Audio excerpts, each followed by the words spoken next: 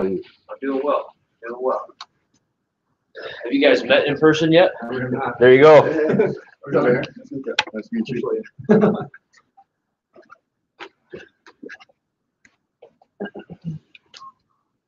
All right. Good morning, everyone, and good morning to those of you that are watching live or watching this recorded session. We are going to kick off our training session called 36-12-3. And 36-12-3, I know it's a very weird name for a course, but this is what it stands for. 36 transactions in 12 months by committing to 3 hours of lead generation daily. That's where we get 36-12-3 from. This is a great follow-up course to Ignite. I want you to think of this course as basically Ignite on steroids.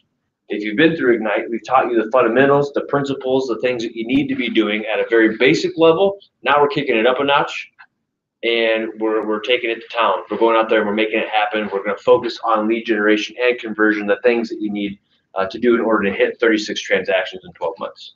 The average real estate agent does how many transactions per year? 3 to 4. I like your average, Jake. That'd be awesome. The average real estate agent does 3 to 4. But keep in mind, the average real estate agent, who does that include? It includes part-timers, people that have a license that maybe just do the occasional transaction or don't, right? So the average can be skewed a little bit. But if you look at the industry as a whole, the typical agent does maybe 3 to 4 transactions annually. Well, we want you to shoot for 36 in the next 12 months. Now, is that an aggressive goal? Yes. I'd say so. I'd say it's pretty aggressive. Is it achievable? Yes. Absolutely it is. I mean, there are people that get licensed in their first year and they do this. So here's what I want you to know, that going through this program, I don't want you to feel like a failure or that you have undue pressure to hit 36, right? It's a stretch goal for you. It's definitely doable. If you commit to everything that we talk about in this program, you can hit that goal. And I'm going to talk about that goal. I'm going to talk with you like you're going to hit it. Like it's a non-negotiable thing, if that's okay with you. It's not to make you angry or uneasy or anxious, but it's just to start having those conversations as business people that this is what we're shooting for. This is how we operate. This is our mindset. This is how we approach the business, okay?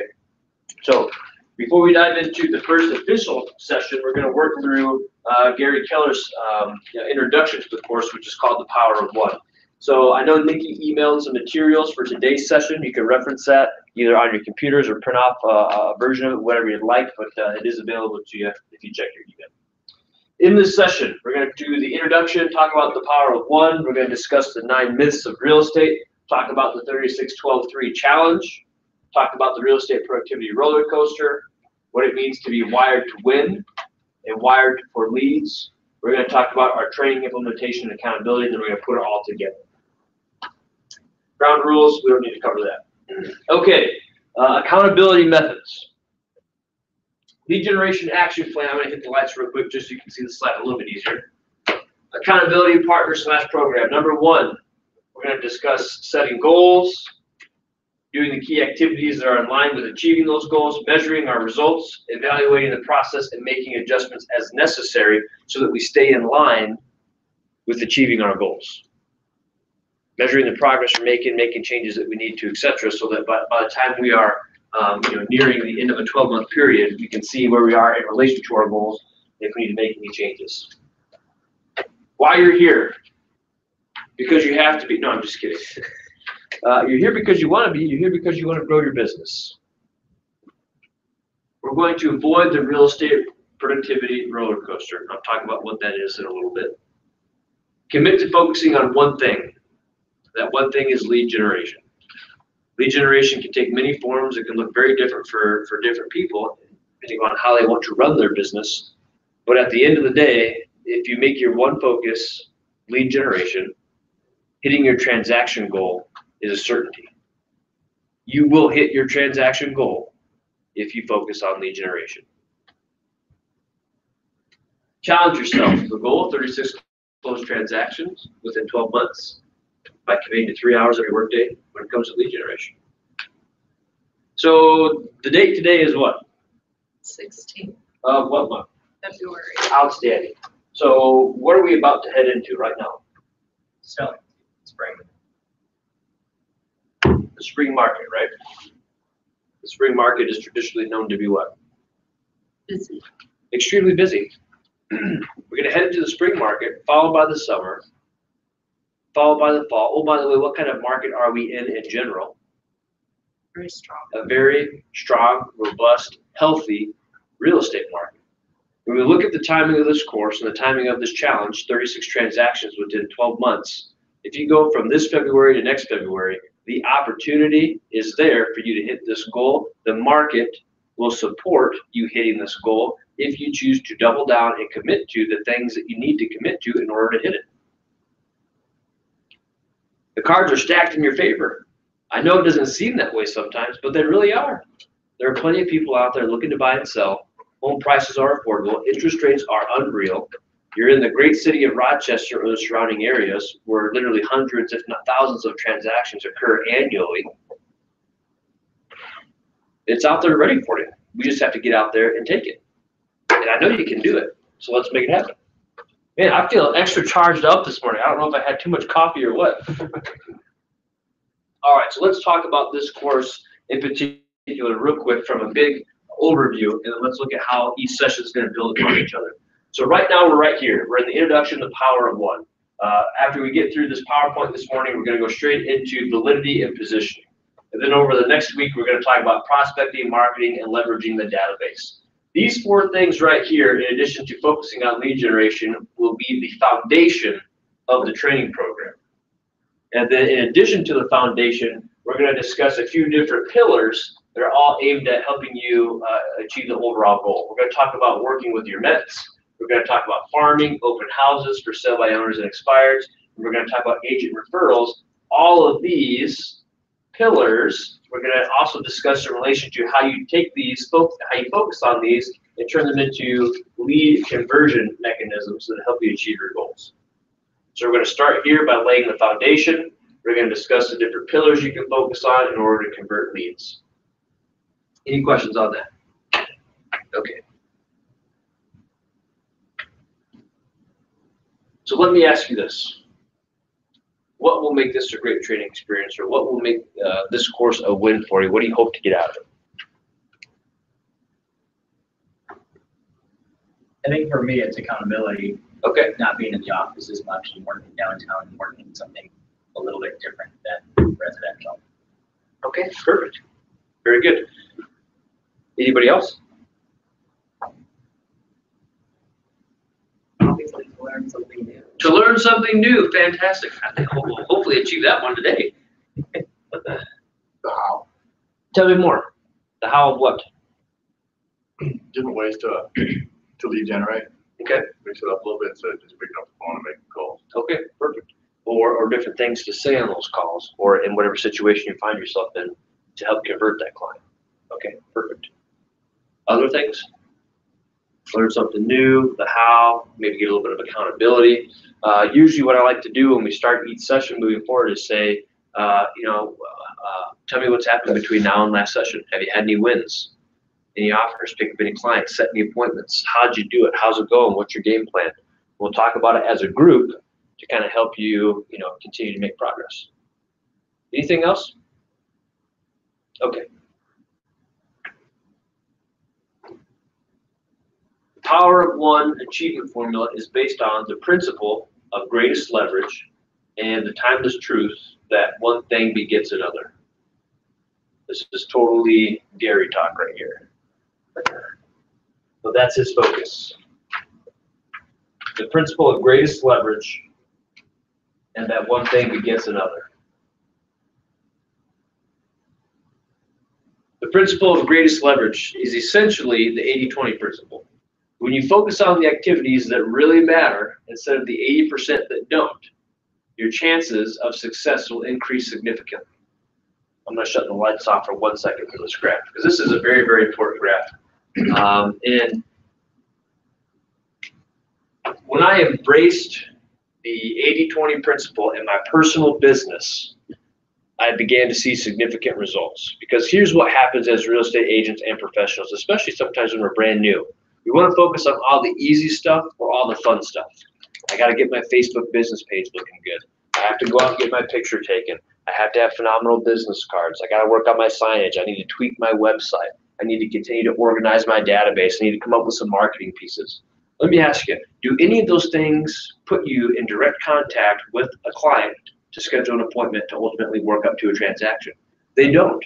Those are all things that are part of the 80%.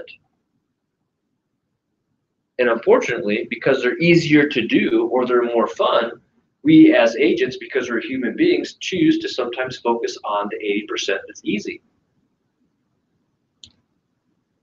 The 80% of those things don't yield the majority of our results. So part of this program is helping you identify what the 20% of the activities are that you need to focus on that will lead to the 80% of your results. Because those list of things that I just described earlier were all in this category, this 80%, which might get you 20% of your results. But in reality, if we just hyper focus on the activity that will yield us the majority of our results, it'll take our business to a whole other level. And oh, by the way, you can be extremely productive in a short amount of time.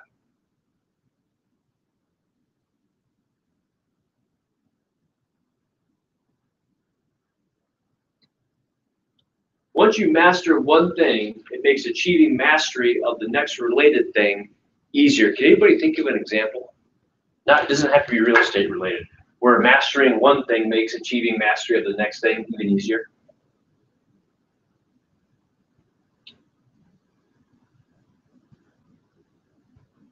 The car. I'll give you an example. Have you ever heard somebody say, I learned Spanish and then it made it that much easier to learn Portuguese? Or I learned Spanish and it made it that much easier to learn French? You ever heard somebody say that? Yeah? It's because they put in all that time to learn that first language, and because they learned that first language, the other two were kind of related, it made it that much easier to do those things. Any other things come to mind? Maybe a cold call if you don't like doing those, maybe achieve those will make you better. Absolutely. Salesperson. Absolutely. Absolutely. If I master scripts, what's that going to make easier for me? Cold calls. Yeah, converting cold calls. If I choose to dial it in and master my scripts, so then all of a sudden I'm going to see my mastery of converting clients on the phone increase substantially. By doing the right things first, you create momentum in your life and in your business. This truth explains why the rich get richer and the poor get poorer. That can seem pretty dramatic, but let's be honest. As as people are generating income and more capital, what can they then do? Invest other places. They can use that capital to generate more wealth through investing. Right? That's how it works. And if you're not in that position, you never have the opportunity to continue investing to build your wealth.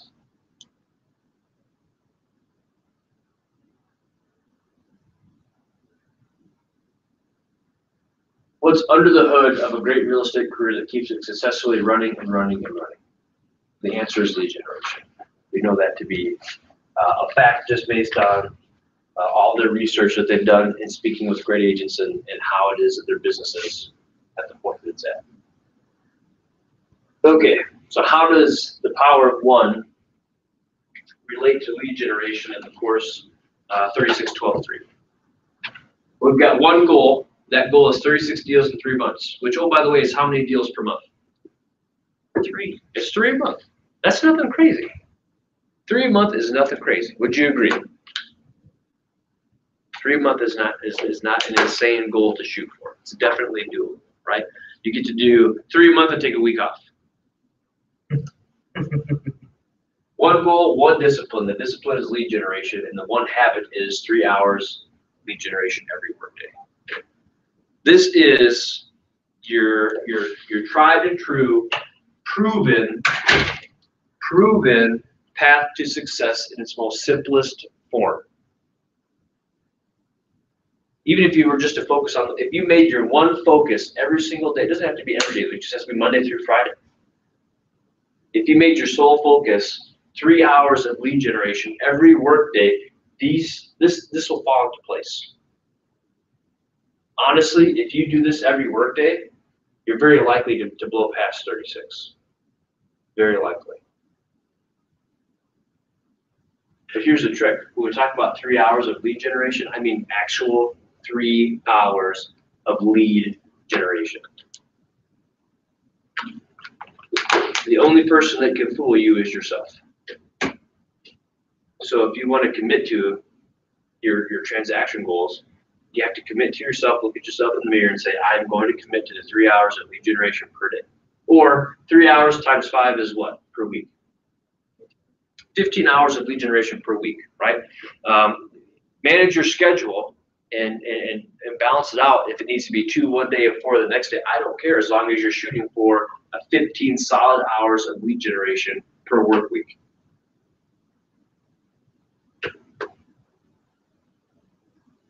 What are your thoughts on that? Is that doable?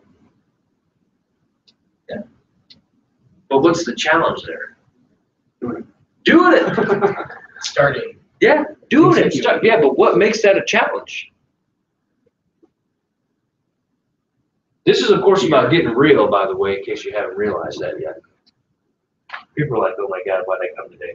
I'm not coming to the next session. Prospecting is easy to put off It's so easy to put off. Why? because it's slightly uncomfortable. Yeah, I would say it's probably more than slightly for a lot of people. It can be uncomfortable. You're gonna face a lot of rejection. Yeah, it can make you anxious. You could face rejection, but let's talk about that for a minute. Jake, if I call you and say, hey, Jake, you looking to buy or sell anything? And you say, no, not right now. Is that truly rejection? No, it's right now. Huh? It's right now. Yeah, it's not rejection. It's just, hey, man, no, I appreciate the offer. It's just the timing's not right for me.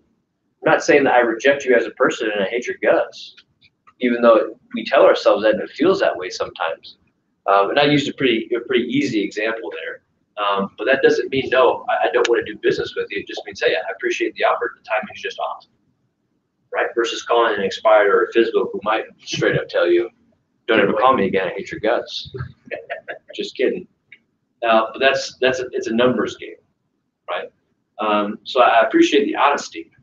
Lead generation, number one, for a lot of people, for a lot of folks, it's not fun. It's not fun. We're anxious to do it because we're afraid, or we tell ourselves we're going to make people angry and they're going to dislike us for it, right? But let me ask you this: how many of you have done some lead generation? Have you ever had anybody just completely lose it on you and threaten to come after you? Like, tell me your worst lead generation stories. I want to hear them right now. Let's have some fun. Are we on video here? We are on video, but I'll just say it was Nick who was speaking. So it is a camera. Yeah. Go ahead. No, I mean, it doesn't, terribly wrong, but there are some people who are very assertive in their, don't ever call me again. Yeah. How long ago was that? It's not often or frequent, but it's happened once or twice. Right. Do you even remember who they were? Do you think they remember who you were? No. No.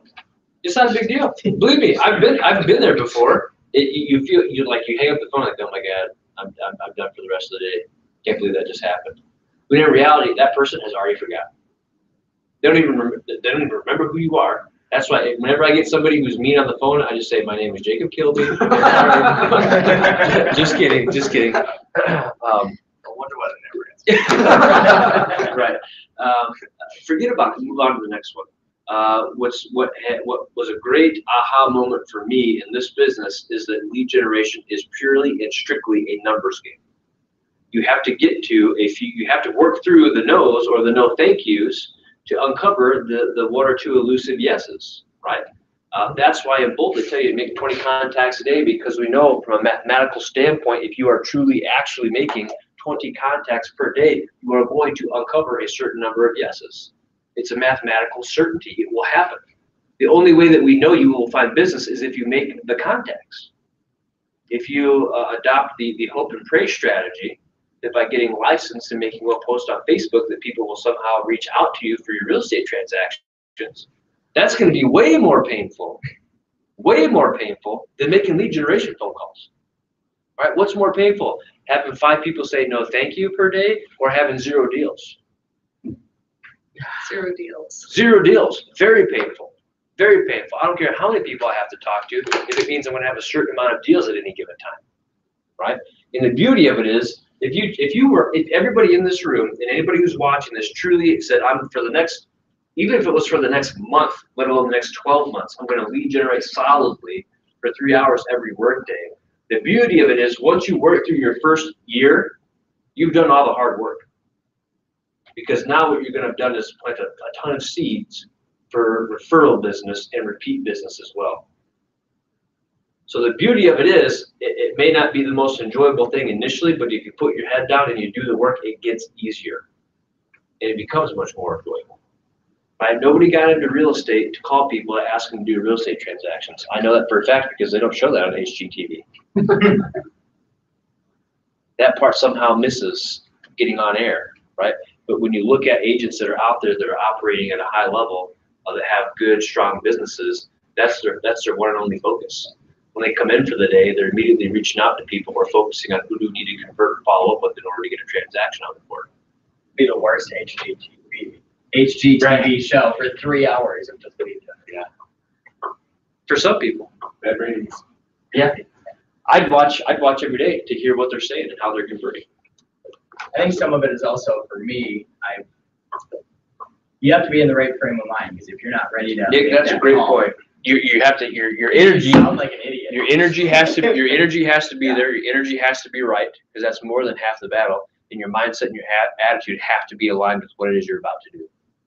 And if it gets thrown off in the course of your lead generation or phone calls, it's okay to take a time out, go grab some water, come find me, tell me to tell you a joke, get the energy and the attitude back up and hit it and get right back after it. Right? Don't let that one person throw you off. Right? Now, okay, so I asked for horror stories. Really, so I don't think anybody has any lead generation horror stories other than I called somebody and they said, no, thank you. If that's as bad as it gets, people, you should be lead generating 4 or 5 hours a day. Now, for those of you that have done some lead generation, tell me some of the good stories. I know they're out there. Just the other day, I texted somebody. Yeah. Like an old friend of mine. Mm-hmm. And it turns out the number went to somebody else, so it wasn't their number.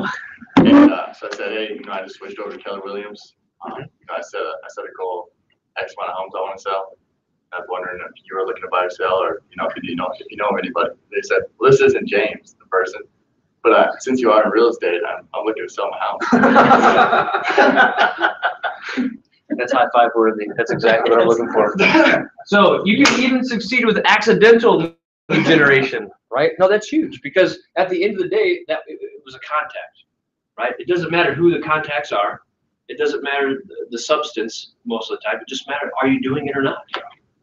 That's an exact example that proves it is a numbers game.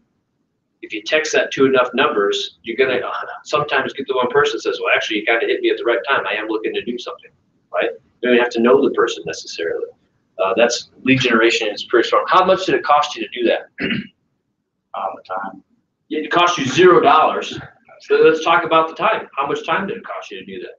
Like Less than a minute. Yeah. Less than a minute, right? All we're asking you to do is to do stuff like that for at least 3 hours a day. Call the wrong phone numbers. Yeah, absolutely. Hey, that could be a strategy. I just call everybody, hello, is Aaron there? Oh, I'm sorry, I must have the right number. I was calling him because there is an amazing deal in Rochester. We got this phenomenal home. Do you know of anybody else that might be interested looking for a smoking deal in real estate? You might get some people's attention. I guarantee it. I guarantee it. I'm not telling you to go do that. But you could. Okay, I think I beat that one up enough. Time on task over time. What's the deciding factor in becoming the best? Is it talent? Is it intelligence? Is it motivation? Is it personality?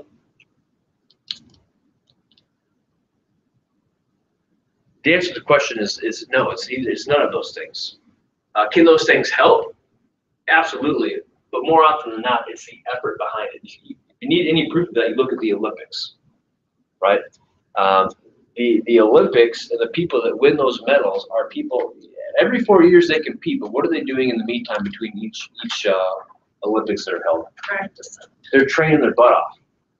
They're training. That's all they do is they train. They train for 4 years for one event. We have to have the same mentality when it comes to our business. Right? We're constantly training, educating, and honing our skills to be the best in this business that we can be. consistent time put in on a specific task over an extended period of time. That's what leads to success. You'll find if you operate your business the way I did for the first couple of years, which was very haphazardly, very social butterfly-ish, you'll do some deals here and there. And when I operated that way, I did maybe 15, 20 deals a year. But when I dialed it into a system and began focusing on the 80-20 and the one habit of lead generation and converting people, the business doubled. And then it doubled again, just by some additional focus. I wasn't doing anything dramatically different. I'm still the same guy. I just really dialed it in and honed in and focused on what it is that I was taught should be my focus, which was lead generation. I did not get into real estate to lead generate. I don't think anybody does, unless you've talked to somebody ahead of time and they told you real estate isn't about selling homes, it's about generating leads. And if you told somebody that, they'd say, okay, I'm not getting into real estate because that sounds terrible, right? But when I made that, when that became my realization and that became my focus every morning when I came into the office, was just how many phone calls am I making, who am I talking to, and what am I saying to them, meaning how am I converting them to an appointment? It blew the results out of the water compared to what I had been seeing. That's what this whole program is designed to do. But it's important that it's important to understand the reason this is in here. The reason it says consistent time put in on a specific task over an extended period of time is crucial, because here's what will happen. Some people, they will take this class, they'll take this program, and they may decide to commit to the lead generation. But what happens is, for a brief period of time, they become a millennial. No offense, Jacob. I'm technically a millennial too, although I don't like to talk about it. And I'm gonna be facetious right now. But one of the things, or one of the stereotypes that some millennials have, is the fact that they want everything now. I don't want to have to wait for it. I want it now, right? Well, that's what can happen with lead generation sometimes. Agents will do it for a day. They'll say, "Well, I didn't get any deals. I'm done with this." They'll do it for a week or 2 weeks, and they don't necessarily get a immediate bite, and they stop. They let it fall by the wayside. They no longer continue to lead generate. That's not how it works.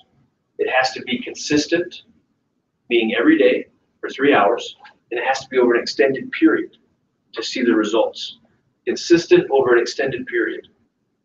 If you do it for a week or 2 weeks or a month and then you stop, that's like the worst thing you could possibly do, because you were literally just about, you were climbing to the top of the hill, just about to get there to reap all the benefits and all the rewards, and you stop just short of the summit, right?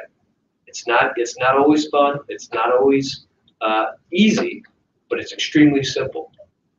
Be consistent, do it over time, and you will begin to see the results.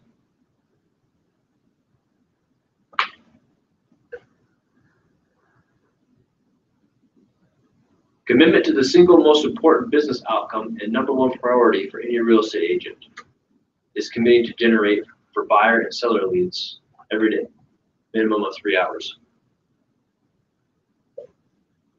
Oh, by the way, can you be done with your lead generation every day before noon? Yes. Absolutely. If you're like Aaron, who gets up at 3 in the morning. 5 always get me up. Yeah, so if I get on the phone with Aaron at like 8 or 8:30, he's already been up, he's already been to the gym, he's like ready for the day. I'm like, dude, God bless you. I was up at I don't know how many times last night changing diapers and dealing with baby puke. Just kidding. And you were still up at 3. Yeah, right. Yeah, choice. Yeah, but here's the deal. Many of you know where I live, right? Where do I live? Yeah. I live just south. Close. I live in Lakeville, just south of the Twin Cities. I live an hour and 15 minutes away. And almost every day, I beat in the majority of our agents to the office. Looking at you guys too. I live an hour and 15 minutes away, and almost every day I beat in a majority of our agents to the office. That's not a judgment thing. That's a it can be done thing. Getting to the office by 9 a.m., super easy. Super easy. And then all you have to do is, what's that about? Days half over. Absolutely, seriously. I'm up at 4 o'clock. every Right. day. Do you know what to say? You know what the Army, what their motto used to be? We've done more work by noon than most people do in a workday. Yeah. They stopped using that motto because they realized it freaked people out. They're like, that sounds terrible. I don't want to do that much work. But honestly, you start your day if you get into the office by 9 a.m., that's nothing crazy. All we're asking you to do is lead generate from 9 to 10, from 10 to 11, 11 to 12. And then, oh, by the way, do lunch and whatever else you want to do for the rest of the day. The rest of the day does not matter if you've done 3 solid hours of lead generation. And if you really want to get ahead of the game, you just come in and start at 8. And you're done in time for brunch, which I love. Have a mimosa. Exactly. Nick and I are on the same page.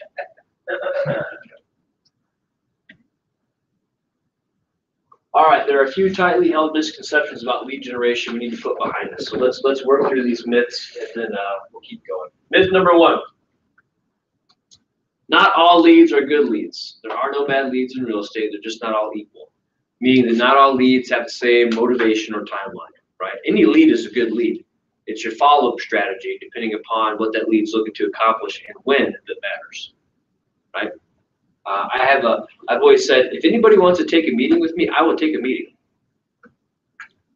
It's worth 15 or 20 minutes of my time to meet with anybody and have a conversation about real estate.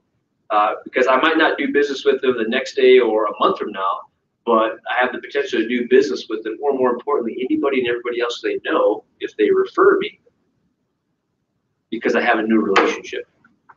So I will spend 15 to 20 minutes with anybody, have them come into the office and talk real estate. It does not matter to me. Unless you're like a criminal or something, then I might not. Lead generation is really hard. No, it's really not. It's not hard. It may not be. Don't confuse something that's unpleasant with something that's hard.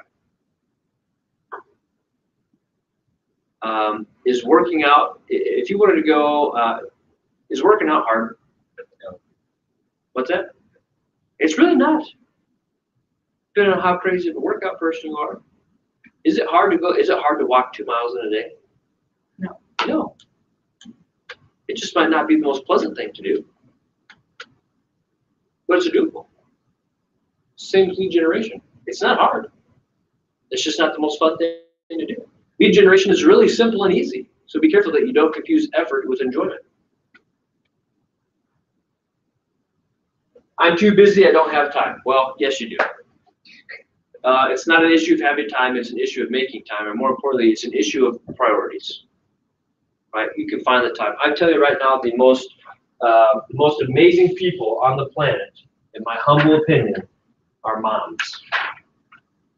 Because they've got kids, they're taking care of so many different things, and if you know mom realtors, I don't know how they do it.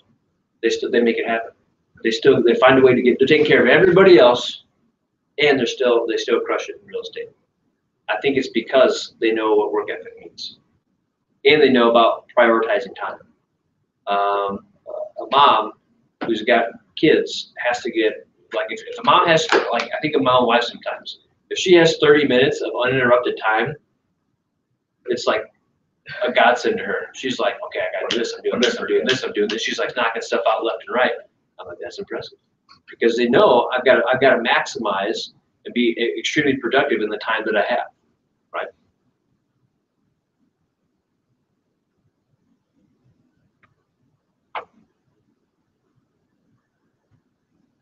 I don't have to lead generate. If I do a good job, people will just come to me. You do have to lead generate. Some people will find you. Maybe 10 years in the business. Exactly. Yeah. But even then, so it becomes easier. More people will find you if you've been doing this. If you've been doing a great job. But that can dry up or die out over time, right? So you have to keep up on it. I can't lead generate because I don't know what to do and I don't know what to say. Lead generation is a set of tasks and skills that are well understood and easily learned. I don't know what to say. Well, how about this? Hey, do you need any help buying or selling a home? about as easy as it gets. What are the two answers you can get to that question? Yes or no? Yes, great. I'd love to help you. How can I earn your business? I'd love to do a consultation with you. No, awesome. Thanks for your time. Do you know of anybody else who is? I'd love to help them and take great care of them.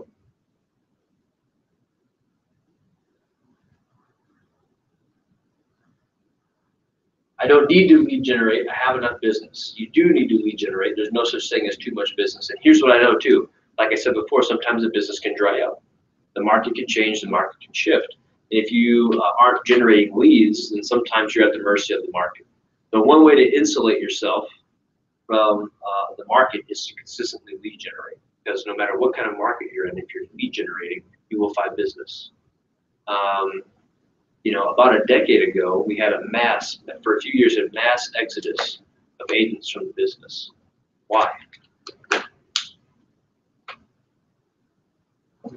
Yeah, the market crashed, and the number of transactions went down. Right. So who do you think got out of the business or was forced out of the business? The people that were lead generating. It was every agent that did not lead generate. It was every agent that did not. The lead generation wasn't part of their strategy. They were lead receiving, right? Who are the agents that made it through? The ones that were lead generating. The ones that either A, already knew, understood, and were lead generating, or two, the people that realized, holy crap, I better start lead generating, right? The people that said, holy crap, I better start lead generating, made it through the market. The people that already had lead generation as a solid foundation of their business, instead of seeing their business go backward, it propelled forward even during the downturn.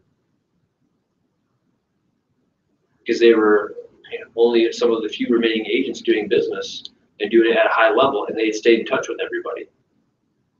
And as everybody else was getting out of the business, their potential to do more transactions with even more people increased. Some agents had the best years they've ever had in the down market because their business was solely built on lead generation. And some people made it through because they doubled down on lead generation. But what do you think has happened since the market's rebounded and recovered? Some people eased up off that pedal a little bit. I don't have anyone to help me do everything that must be done. When you get enough of the kind of leads that turn to closings, you'll be able to afford all the help you'll need. If you, when you are approaching that 36 mark, you will be at a point in which administrative help or support might make some sense for you. For me, it was about 30 deals in my business. When we got to the point where we were consistently doing 30 deals, it was like, okay, it's time to bring on some administrative support. That's when we hired our full-time admin person, which freed us up to do more business, right? I don't have the money to lead generate. Lead generation doesn't have to cost money. Jacob just showed you. You can send a text message and find the lead. Right? I can't lead generate because I'm not a natural lead generator. No one is truly a natural lead generator. Everybody must master the skills. Sometimes people think if you're just overly social and extroverted that you're a natural lead generator. No, that's not the case. If you're naturally outgoing, that's a step in the right direction, but you still need to be taught what to say, how to say it, and to focus on converting. It's until you do that that you'll be able to continue to master your skills at lead generation.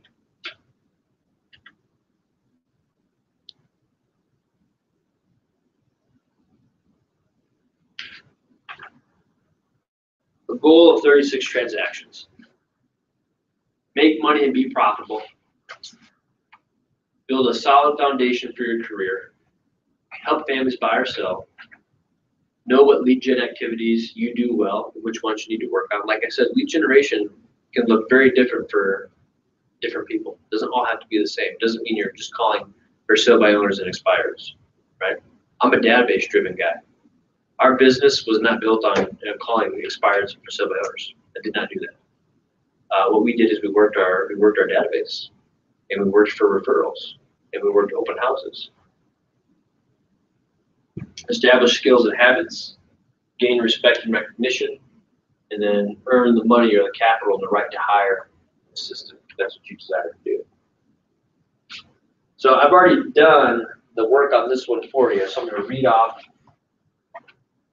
the numbers I came up with. Okay, let's say an average sale price is 200,000. Is that reasonable in Rochester? Yeah, it's actually more than that. But I'm going to work these numbers off of an average sale price of 200,000. Average sale price 200,000. Average commission payout between buy side or sell side of 3% is an average commission of $6,000 per deal. 6,000 times 36 deals is $216,000. That would be your gross commission income if your average price point was 200,000 at an average payout of 3%, meaning your average commission was $6,000. Your gross commission income would be $216,000, or a volume of 7.2 million. But I know what you're thinking. Well, Zach, sometimes I service places like Winona or Albert Lea or Austin. So let's do the same exercise at an average sale price of $150,000, which I know for Albert Lea is still a little bit of a stretch. $150,000 at an average of a 3% payout is a commission of $4,500, or a GCI of $162,000, for a total volume of 5.4 million.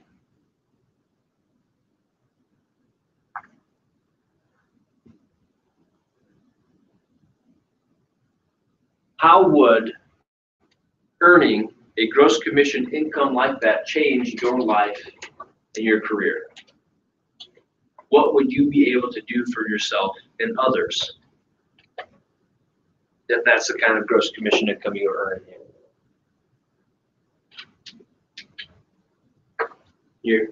And the guy teaching you, not to be braggadocious, the guy teaching you has a real estate team his wife runs, so she deserves the credit for what I'm about to say right now.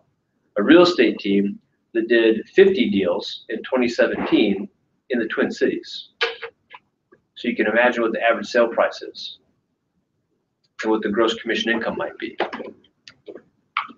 And I'm telling you right now, what that's done for our life and the people that we know and care about is more than I could have ever imagined before I came to this company. And that's why I teach. That's why I'm here. That's why I'm doing what I'm doing. The one thing I'm passionate about is helping everybody in this room generate wealth, achieve financial independence. That's why I get up in the morning. Because I know it's doable. I know it's doable because I've done it. And I can teach you how to do it. The only question is, will you be open to what it is I teach you, and will you actually do it? If you're receptive to what I teach and you do what I teach, you're going to have similar results. I'm not teaching you theory right now. I'm teaching you what I know to be true because I've done it in real life. And I'd love to help you do the same.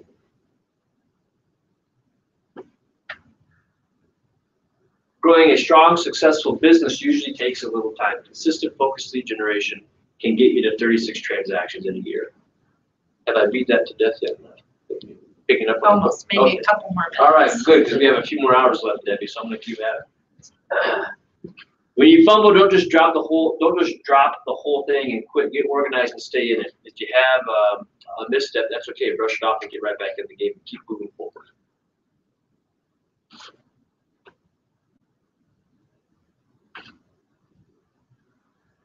This is an important slide because the realistic trajectory for success, especially in our business, it looks like this.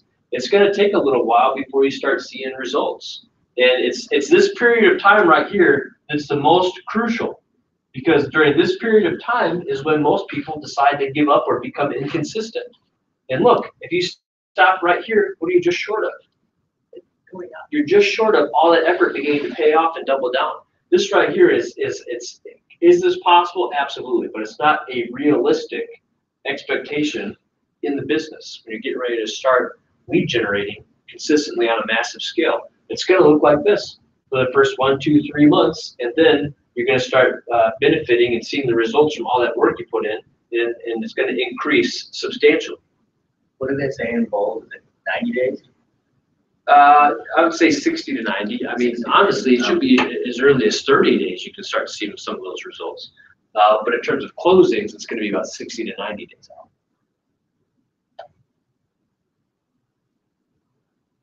I'm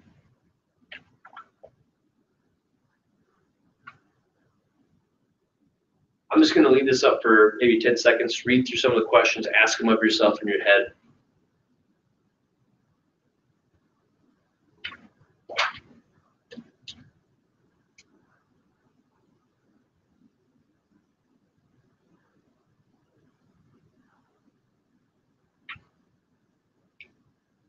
And then just the overall question I'd leave you with is, do you think you could do more? Do you think, what's that? Always. Do you think you can do more than what you're currently doing? And if the answer is always or yes, that's great. Because that means that you can do more, you can expect more. There's opportunity.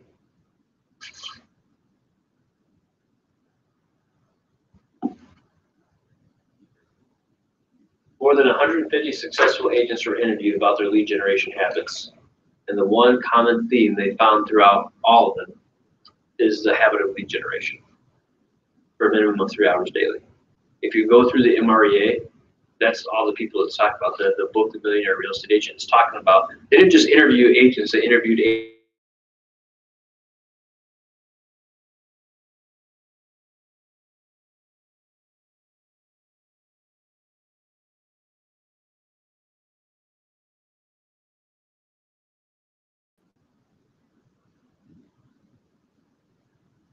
Adopt a new attitude. I am a lead for anything else and above all else.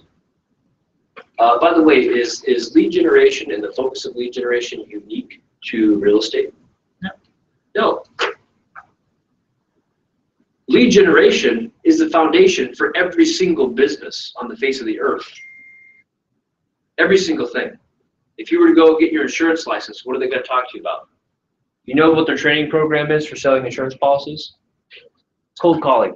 Cold calling. It's the same thing. The people that worked at Wells Fargo in the scandal that came out, why did they get in trouble? What were they doing?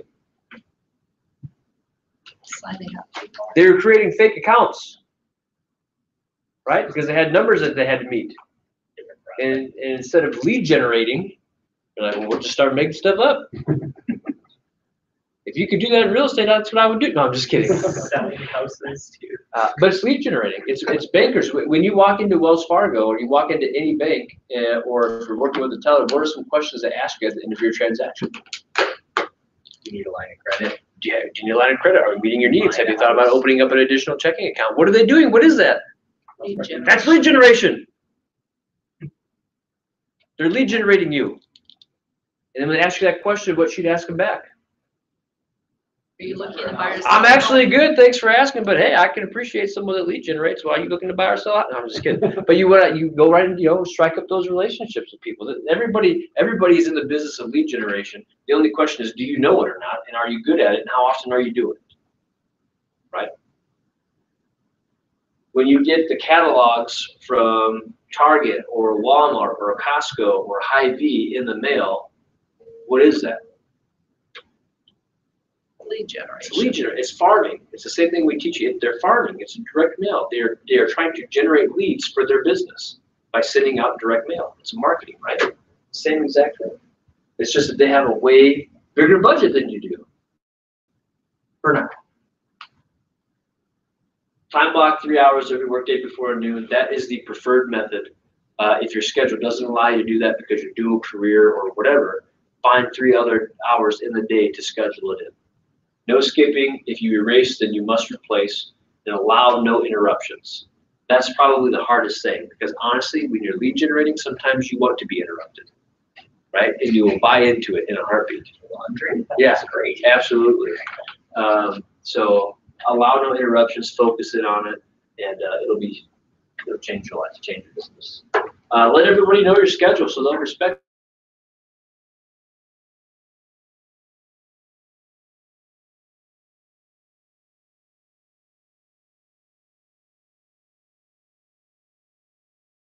Thing to say to somebody. Yes. Versus, Debbie, my God, what are you doing above me right now? I don't have any time for you.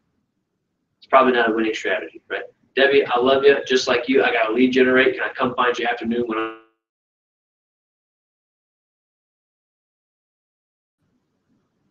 Treat your time like any other appointment, no interruptions, remove distractions. The discipline is just a habit that gets created.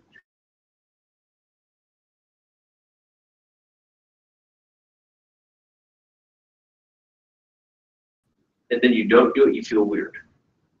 Like, oh my God, I need to regenerate. You know, I'm not doing the habit that I'm building. You start to think about, my God, it's like a business. I got to get back out and start regenerating. Right? Build it as a habit. Tie the effort to the outcome. It's predictable. You know, it kind of takes you from this is boring and it really sucks to, holy cow, once you start bearing fruit from it, you see you close the business and the income, you know, it can help you get more excited about it. Multitasking. It's just, let's just be real. Multitasking, it's not a thing. You can't multitask. You can't do it. You can only focus on one thing at one time. So the takeaway of this slide is when you're lead generate. Don't try to do other things in addition to lead generating because you're not going to do it. Or you certainly won't get the most out of it that you could have. Focus plus intensity equals results. Do you know how to channel and apply the intensity required to see the results you want? Think about the intensity surgeons bring to their work, gymnastics to their sport, gamers to their game, painters to their art. Are you coming in with a fierce intensity? Are you focused on getting results? And are you going after it? I would equate this to, you know, if you call somebody and you simply ask them, hey, you know, who do you know are you interested in buying or selling? And they say, no, it's okay, that's cool, you know, have a good one. That's good, that's bad. It's not bad, it's better than nothing. But if you're coming with focus and intensity, if you're already prepared for that, you got a backup plan to say, hey, that's awesome. Who do you know? Yeah, no problem. Well, I have you on the phone. Do you know of anybody else that might be looking to buy or sell? Okay, that's cool. Thanks for taking a minute to think about it. Could you do me a huge favor? If and when you do come across people, would you put me in touch with them? I would love to take great care of them. Right? It's not missing those opportunities because you're focused on more business. That's what's going to help build momentum. So how will you bring the same focus and degree of intensity to your 3 hours of lead generation every workday?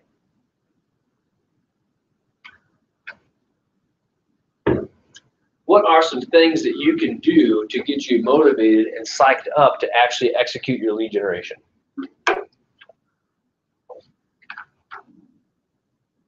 Say get rid of distraction. Maybe print out my call list instead of having my computer that I can also do other things. I think that's good. Making sure that you actively eliminate distractions or coming prepared, because honestly, one of the things that people use as an excuse for lead generation more than anything is, well, I just don't know who to call, or what do I even start? I'm just not prepared. Yep. So remove that objection right away and make it the last thing that you do for the day. Print off the list of the people you're going to call the next morning, right? Or have somebody prep it for you and it's on your desk when you get in for the day. Or automate it so that it gets emailed to you. Whatever you have to do, set reminders in your calendar to call certain people and follow. Make that part of your lead generation strategy. What else can you do?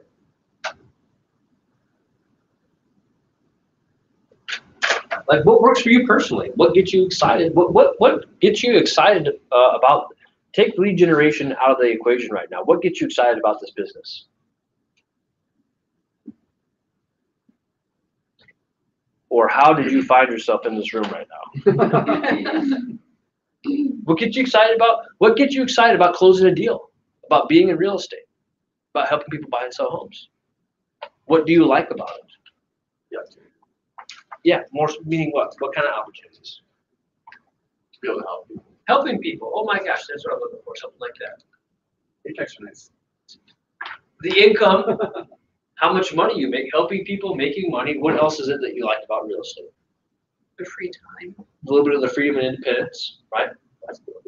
The flexibility of it, absolutely.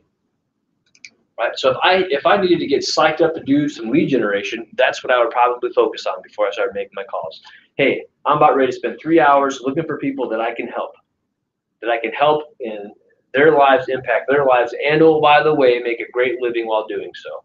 And if I make a great living, I can truly enjoy some flexibility and independence in my life, right? When you pick up the phone, remind yourself you're not doing it to pester people, you're doing it to help people.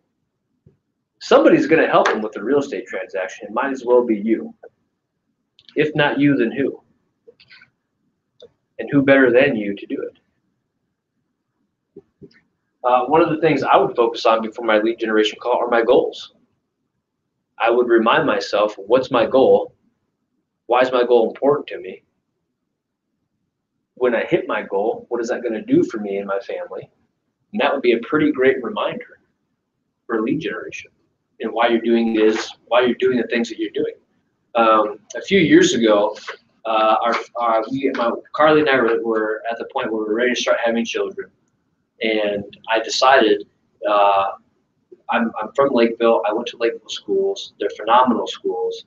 Right now I live in Burnsville. If I start having kids, I would prefer them to go to Lakeville schools. So what I did is I started looking at homes, and I decided I want to build a home in Lakeville, because that's where I want to raise my family. That's where I want them to go to school. So I looked at properties in person. I found one that I liked, and I printed off probably 10 pages, just full color, the pictures you would see on MLS of properties. I printed off big full color pictures of the home that I wanted to build in Lakeville. And I taped it up all around in my office. Vision board. That's exactly what it was. And every time it came to lead generating or doing deal or converting someone or keeping a deal together, I looked at that and reminded myself why it is I'm doing what I'm doing. I'm focused on this lead generation. I'm focused on getting these clients. I'm focused on closing these deals, because it means building a great home in a phenomenal school district close to my parents, close to my wife's parents, where my kids can have a phenomenal upbringing.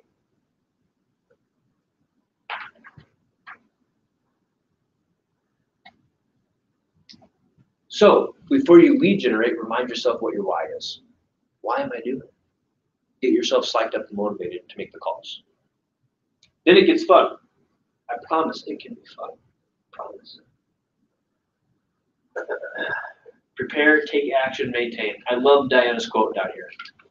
You've got to get into action. If you spend 3 hours a day on the MLS tinkering, or tinkering with your database, you're not actively lead generating, you're kidding yourself. That in its simplest form is some straight up realtor truth right there.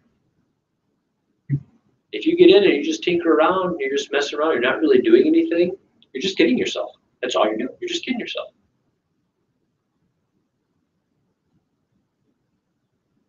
There's no judgment in that. It's just a get real moment. I will catch myself doing that sometimes. Hey, look, I'm getting lost. I'm going down the rabbit hole. I need to pump the brakes real quick, hop back in the right direction, and that's something I can deal with later, or I can do at home. Right? The beauty of it is knowledge is power. You can start catching yourself when you're maybe getting a little off track or off focus, and then recorrect. Right? Don't kid yourself when it comes to your business, because you can't get the time back. Right?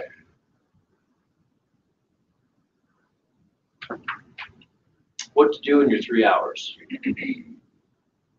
It's about prospecting or seeking business, marketing or attracting business. What will be your prepare, take action, maintain activities if you're prospecting for business? And what will they be if you're marketing for business? Here's the real estate roller coaster I talked about earlier. What happens is our business will ebb and flow. And it depends 100% on, okay, we did some lead generation, we got some deals, we got some clients, so we stopped doing lead generation so we could focus on our deals. Well, you can't BS a BSer, because I know when you have a pending deal, it doesn't take up 8 hours a day of your day. If at all, it might take 10 minutes to maintain or keep your pulse on a pending deal. Some days it might require a little bit more than that. Some days it might require 0. It doesn't take a whole lot to keep a pending deal on track. Your work on that deal is already done. You need to focus on the next pending deal. So don't fall victim to the trap you set for yourself, which is this deal that I now have under contract requires my sole focus. It really doesn't. I'm not telling you to just, disengage from your pendings and your clients. What I'm telling you is do your lead generation first in the morning, And then afternoon, once you've done that, you can check on your pendings, because that will be plenty of time to do so. And then instead of having your income, so this right here, this is your income going up and down. I found some business, here it is right here. I found some leads, I got some leads, that's awesome. So that ended up turning into closed business, but while I was working on that closed business, I stopped lead generating. So I closed that out. Oh my gosh, I don't have any money coming in now, so my lead generation went up. It's pain and pleasure. It's exactly what it is. We don't want this anymore. We want consistency, we want sustainability, and we want longevity for your business. How can I be consistent and sustain a great level of income at all times so I can create some longevity for myself in this profession and some longevity of my business? This is what we're looking for. We don't want what's on the bottom. What we want is a nice steady baseline of lead generation so that our business can continue to just rise. Right? So that income can continue to be healthy throughout all 12 months of the year or not be cyclical. Will it have little dips here and there? Absolutely. That is what it is. But instead of going from a month where there's 0 closings to 1 or 2 closings back to 0 to 1 or 2, let's have a baseline of 3 or 4 or 5 closings a month every month, with the occasional maybe 7 or 8 one month because it happened to be a good month, and then we're back down to the baseline of 3 or 4. That is extremely doable.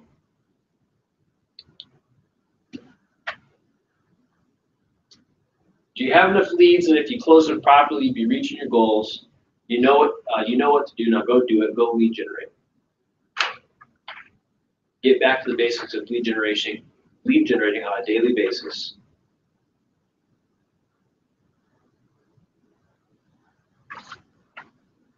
It's the difference between seeing lead generation as a set of single activities or events and seeing it as a discipline or a mindset. Well, honestly, I would say it's embracing it as a business strategy. Your business strategy is lead generation.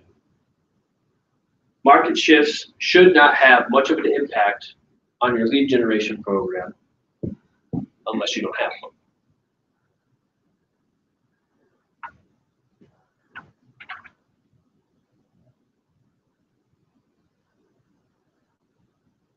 How people see failure and deal with it, whether they possess the ability to look beyond it or keep achieving, impacts every aspect of their lives.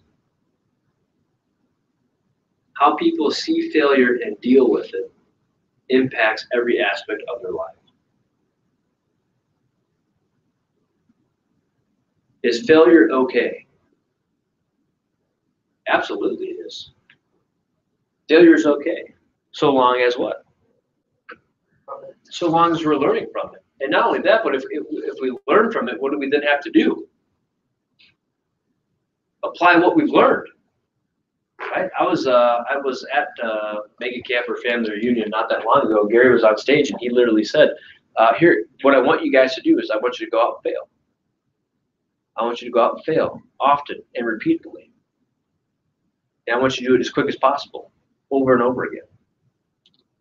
Because he knows that's how we learn and that's how we grow. Don't let a fear of failure be responsible for inaction. And failure is not a bad thing. You've heard me say this before. Keller Williams is one of the few places where you can be a massive success and still feel like a failure.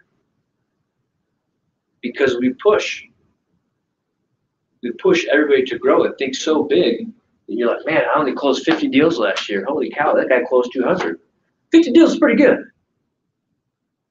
Right? But can we help you do more? Would you like to? Failure is okay. Failure is a necessary ingredient of succeeding. Being wired to win means putting failure in perspective and adopting a mindset of achievement and success. A successful sales career is almost always defined by a long succession of no's, where you ultimately get to a yes. Right, we kind of talked about that. That's that mathematical part of lead generation. We know you're going to get enough no's or not right now, but if you ask enough people, you're going to uncover the yeses. In the discipline of lead generation, winning is having a rich pipeline of quality buyer and seller leads, which means a no is not necessarily a failure. A no is just a not right now. The follow-on question is a conversation about the timeline and then plugging them into your pipeline for appropriate follow-up. Because really, you've uncovered a piece of business that's just not ready to be cashed in yet.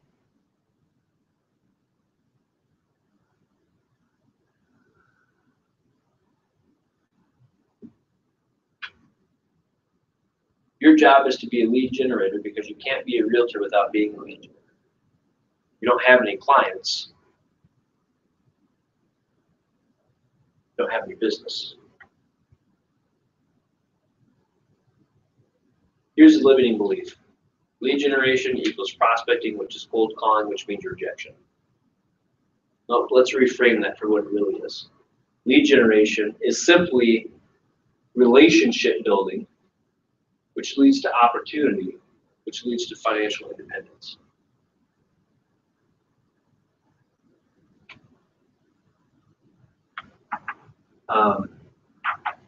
This has probably been one of the biggest changes to my mindset when it comes to lead generation. I'm not really necessarily looking for an immediate transaction. All I'm doing is simply trying to build a relationship. If we build a great relationship, we'll likely do business together. And oh, by the way, you'll likely refer me to people that you know that can do business with you. In our buyer consultation, one of the scripts that we utilize with people right away to put them at ease is this. Here's the deal. I know this is going to sound very strange because I'm a real estate professional, but I mean this with all sincerity. I honestly don't care if you buy a home or not. I know that sounds weird, but I honestly don't care, and here's why. What's more important to me than you buying a home, which is only a decision that you can make, is the relationship that we develop. Because I know if we have a great relationship and you know and view me as a phenomenal real estate professional, then when it is time for you to buy a home, we're likely to do business together, and you'll likely refer me to friends and family in the meantime. Is that a true statement? What were some added benefits to saying that statement the way that I did?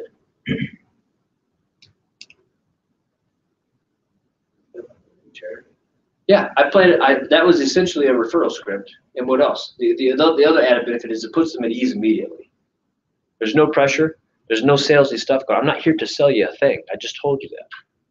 All I want to do is build a phenomenal relationship with you. So that if and when you do business, we have the pleasure of helping you, right? I just set an expectation right there that we're going to be the ones to do business with you. And if it's not today or tomorrow, in the meantime, you'll refer friends and family. That's the other expectation I just said, right? Let's call it what it is. I'm not going to pressure you, but I do want to do business with you and the people that you know. That's all we're doing. I'm just building a relationship with you. Approach it that way when you're making your phone calls or doing your lead generation. There's only 4 goals. Remind yourself of this sometimes when you're on the phone or having conversations with people. The goals are to get an appointment or to get a referral or to build a relationship for future business or referrals. With ultimately the overall goal of increasing your METs and adding somebody to your database. So that might sound like this. Let's say that Heather registers on my website, or let's say that Heather, as a signed call off one of my listings. We're on the phone. So let me do it this way. Hey Heather, this is Zach over at Keller Williams. Just want to call and thank you for registering on our website to take a peek at homes. What is it that you're looking for in a property? That you would say, I'm looking for this, that, or the other.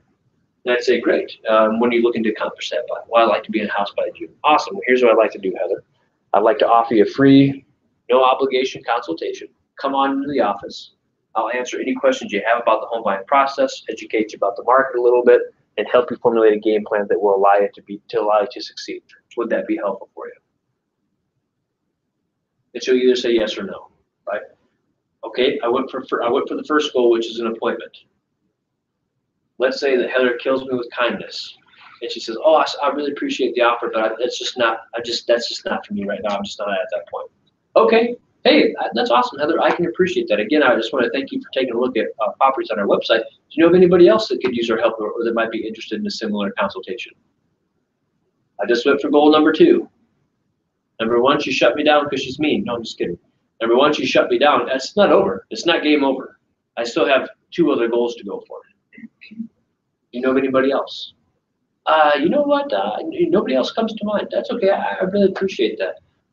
Here's what I'd like to do, if it's okay with you. I'd like to still continue to send properties that might be of interest with you, check in with you every so often just to see if there's anything else we can do for you, or if you have any questions that we can answer for you. Would that be okay? Absolutely. Fantastic. I didn't get number 1. I didn't get number 2, but I got number 3. I got permission to stay in touch and continue to build a relationship and stay engaged with this person and try to win their future business. And oh, by the way, I'm going to add them to my database as a Met or somebody I had a conversation with. They're going to consistently get marketed to now, right? Go for the appointment first. If you don't get it, that's okay. You're not done. Keep going. Who do you know? Is it okay if I stay in touch? That's completely okay. Because guess what? When I call her a month from now, we're going to go through the same thing. Hey, it's been a month since we last spoke. Just calling to see if your timeline's changed or if there's any properties at all that have caught your interest. I noticed you've been looking quite a bit at the property at 123 Main Street. We'd love to take you out there and have a private showing so you can see it in person if that's something that would be of interest to you. Well, actually, Zach, that property has been on my mind. I've got some availability this Saturday. I would love to see that person. Fantastic.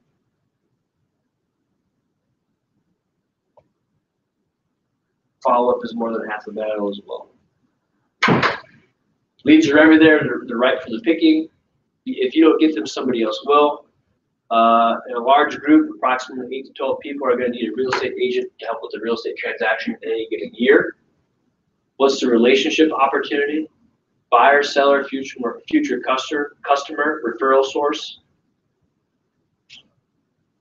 Are we actively adding people to our database and networking with them?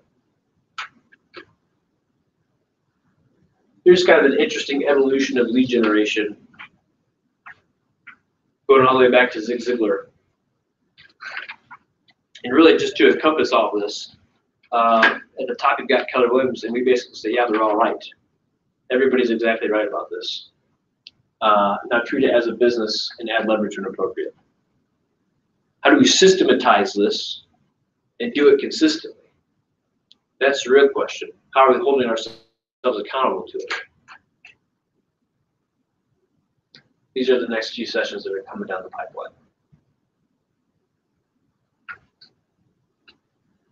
The biggest mistake I made was that I tried to do everything. I spent way too much money, way too much time. My career didn't take off like I should have. The biggest mistake I made was that I tried to do everything, which meant this person didn't focus on the one thing, which is just to lead generate. Select 3 approaches to implement, assess your results, and then adjust your plan over time. If you have a day where you have a closing, it's not from anything you did on that day. It's the result of your earlier lead generation efforts. And I made a note in my notes for this slide specifically because I wanted to say this about this. Actually, let me look at it. Make sure I cover what I'm looking for. If you have a closing today, it shouldn't be your whole day. A closing should almost be somewhat of a nuisance because it takes you away from the things that you would rather be doing, which is finding more business. Right? Honestly. The only added perk to going to a closing is it's one last touch with your client where you can try to hit them up for referrals and maintain the relationship. I hear some people, I'll say, hey, would you like to come to this on this day? Or, we've got this training come up this day. Or I have a closing that day. Great. At what time? I know how closings work. I've been to a fair amount of them. I know they don't take all day. What time do your closings at 10? Awesome. It doesn't start till noon. I'll see you there. Don't BS a BSer. Unless you tell me you have 5 closings that day, then I say, okay, well, you probably still have a little bit of room. No, I'm just kidding. But let's be real. By the way, they have the closing that day. Great. We've got a regional training event going on. We've got a guy coming in who did 200 transactions last year. Do you think you could miss your closing to be there? I know I would. I know I would. Or I'd have an agent go stand in on the closing for me.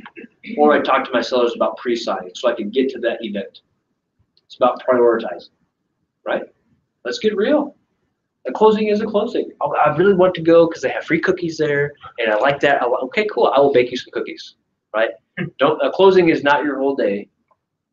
You have plenty of other things that you could or should be doing. It's go to closing. Or here's a great strategy, especially if you're working with buyers. Closing is at 10. Well, you might not get there till 10:15 or 10:20.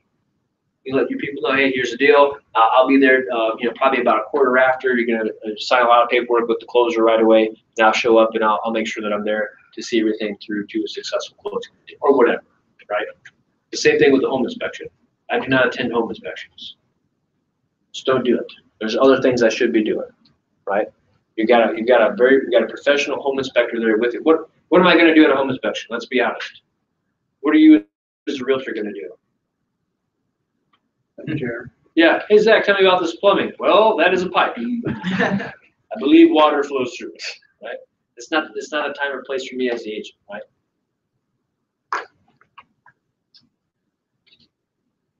Task over time. If it's to be, it's up to thee. If it's more you want to be accountable to it, find an accountability partner that will help you. Hold yourself accountable and just be real. Be real with yourself. Do the right thing, or do the right continuous lead generation activities now, and business will ultimately show up and continue showing up. Any ahas or takeaways from what we've covered so far, other than Zach is being really mean today? You need to lead generate 3 Oh, hours thank you. every day. Oh, thank you. 4 if you want to be overachiever. Anything else?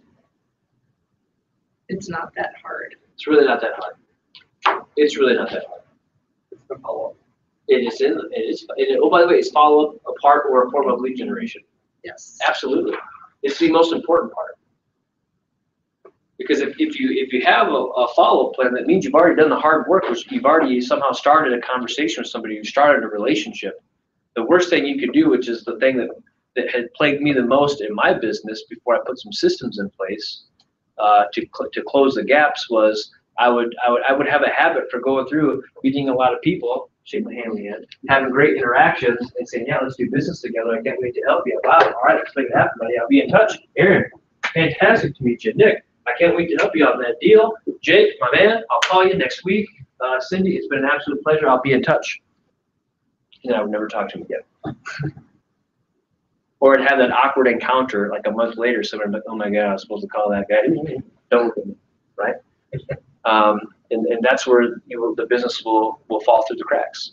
Build follow-up into your plan. Make it part of your lead generation as well. And I love to say, hey, Aaron, this is Zach, just calling you like I promised. So number 1, you're reinforcing that you do what you say you're going to do. And number 2, you're reminding them if they're annoyed that they gave you permission to call them. Right? Any other ahas or takeaways? Noticing some of the stuff that I do wasn't on the slides, so that probably is It might be part of that 80%. Yeah. It might be part of the 80% that's not driving the 20% of your results, right? But that's a good aha. Just reprioritize. Focus on the 20% that does yield 80% of the results. I'm not saying that you can't or shouldn't do those things. It's just do them after you've done the lead generation. Yeah. Absolutely. Okay, it is 10:50. We're going to take a 10-minute break. We're going to pick it back up at 11 o'clock, and we'll finish strong all the way till noon. Sound good? All right.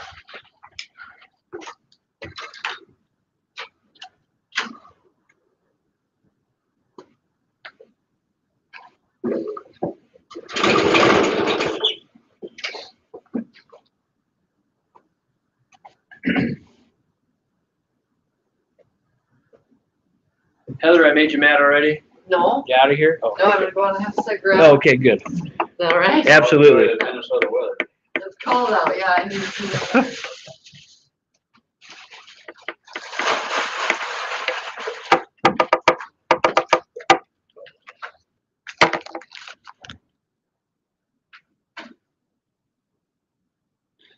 Back to Winona for you? No, I gotta make some phone calls now, and then I'm going to a lunch meeting. 11:30. Oh, here in Rochester? Yes. Nice. Thanks for the invite, you jerk. Hey, it's with a Bremer Bank mortgage. Maybe you should buy lunch. There you go. That's not a bad idea. Bristol, is it? No, Owatonna. Which one? Owatonna. I thought you guys were talking a drug deal for a second. Crystal, is it Crystal or? What do you use for your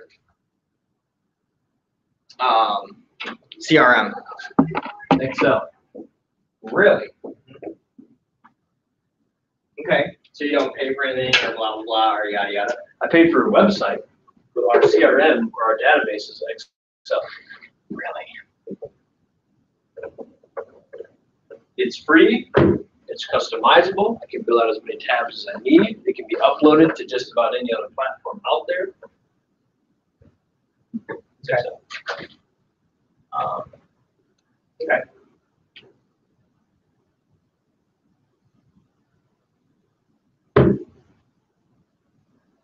Yeah, right back.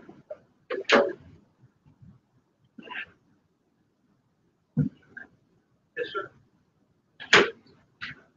How are you?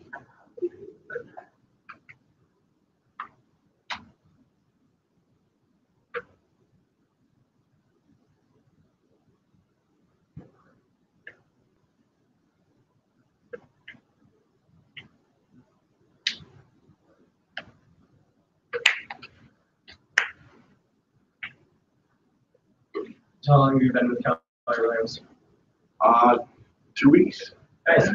How about you? About a year and a half now. Yeah. Oh, you're in the Rochester area, or? Yeah, Rochester area, a little bit up in the cities. Okay. So, yeah. All right. How I'm long have you been in the business? year and a half. Year and a half. I've done a little bit of, I did a little bit of investing about up to 5 years ago. Just really enjoy the commercial side of things. Okay. Right. So you do more commercial up there?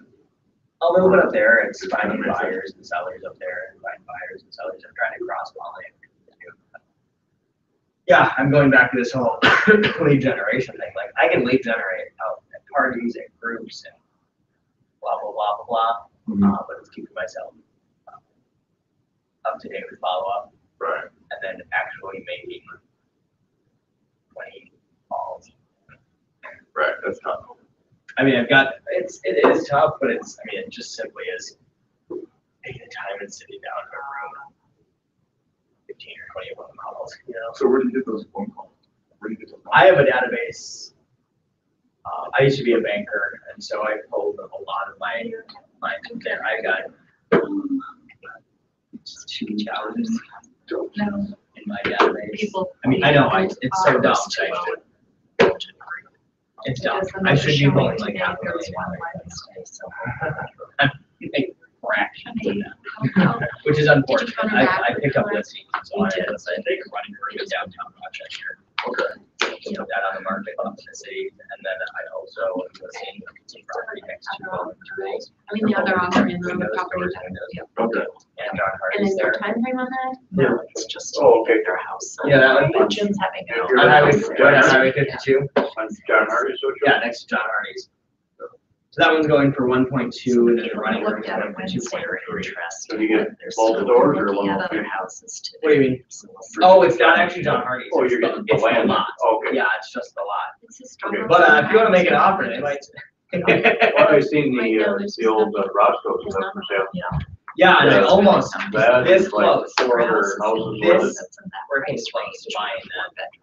More bad. Yeah, all that. 2.2, I mean. Or not buying that, excuse me, being the listing agent. Really, it's a Just be perfect nice to location. have it. It's way over If you want there. to, oh yeah, way In my more, eyes. but if you want the Days and then I the work business that's there, you get too. a residence with a storage behind it, and 3 other houses, you can rent the other I houses mean, that's out. the same But thing with Illinois. You know, I would return on say, investment I for mean, we that got that is better offer than and- yeah, your return on investment is horrible, and your return on So investment did you to do finally come to development is agreement? horrible Oh, yeah.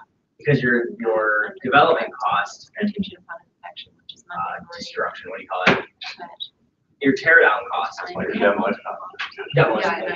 For the permits. My guess is it's gonna be After all somewhere this in the realm time, of 200 but I really think that it makes a difference to have a stage, or tear down. but it's not. And I don't know what stage. condition that building is in, Maybe it's not been- there before It then. doesn't matter, you just We're put not out really bury it But down. if somebody wanted to buy it Yeah, before then you that, got the offers. something like Just that, got the offers. I think it'd be better off tearing it down and put, you know, It's Something priced, else. it's priced I as a can't tear believe down. it's I would say, I would give them So, 1.5, I'm so lost. 1.7.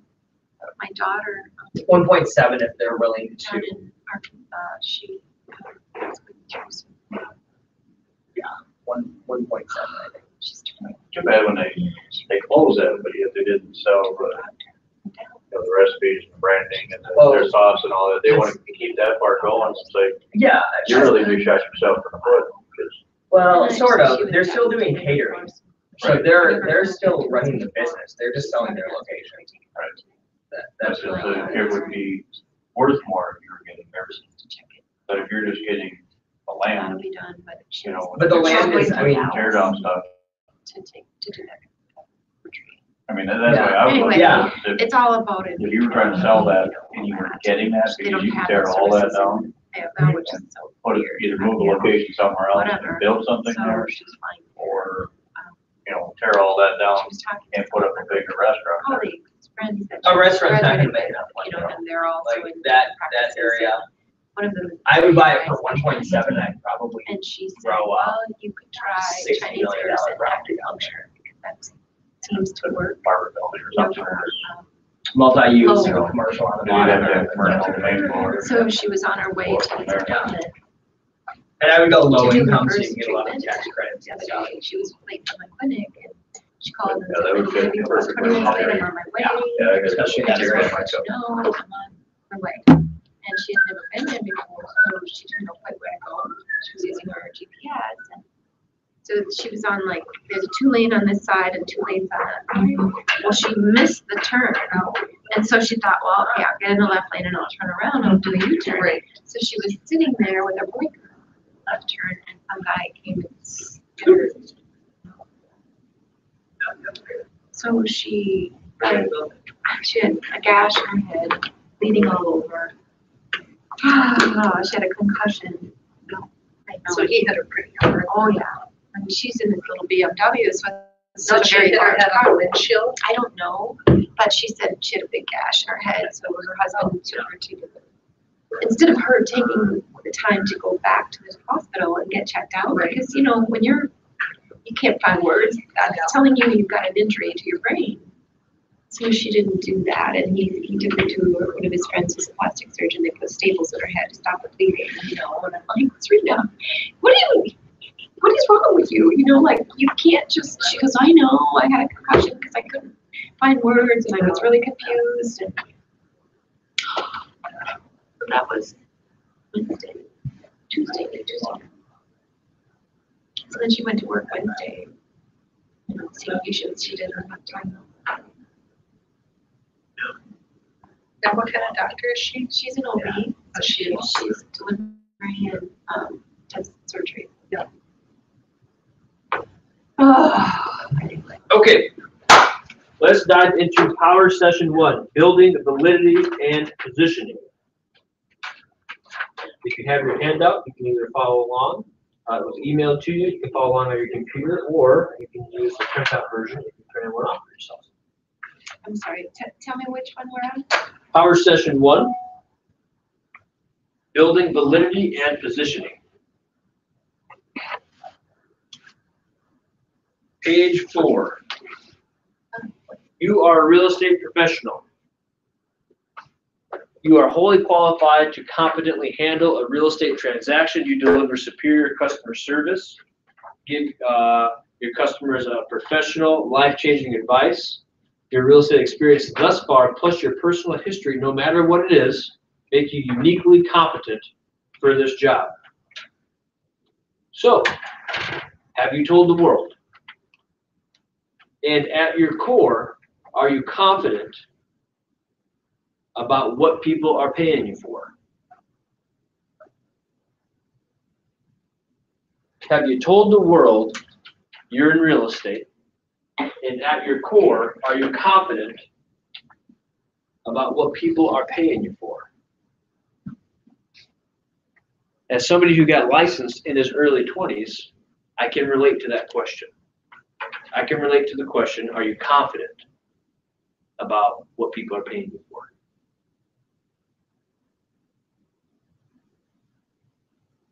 I am now. I wasn't always, but you should be. So what mind struggles were you dealing with at that time? You were younger, and Yeah. What kind of things were mentally blocking you from feeling that? Thank you for asking me that question, Leanne. When I was in my early 20s and licensed in real estate, first and foremost, the market was terrible. So you kind of had that cloud hanging over your head a little bit, right? But it was that I'm too young. I told myself this quite often. I don't want to mess something up. The worst thing that I could do is help somebody that I know and screw something up or do a bad job. That was my personal fear, and I avoided marketing to and lead generating my database and my network for probably the first 2 to maybe even 3 years in the business, because I convinced myself the market is terrible, so nobody wants to do transactions anyway, and I don't want to help a friend of mine and screw something up. That's what I told myself. So what did you do to change that mindset? Here's the shift that occurred. I realized my friends, somebody's going to help them. Somebody will help them. And I've been in the business long enough to know that there are some shiesty people out there. There's some shiesty people.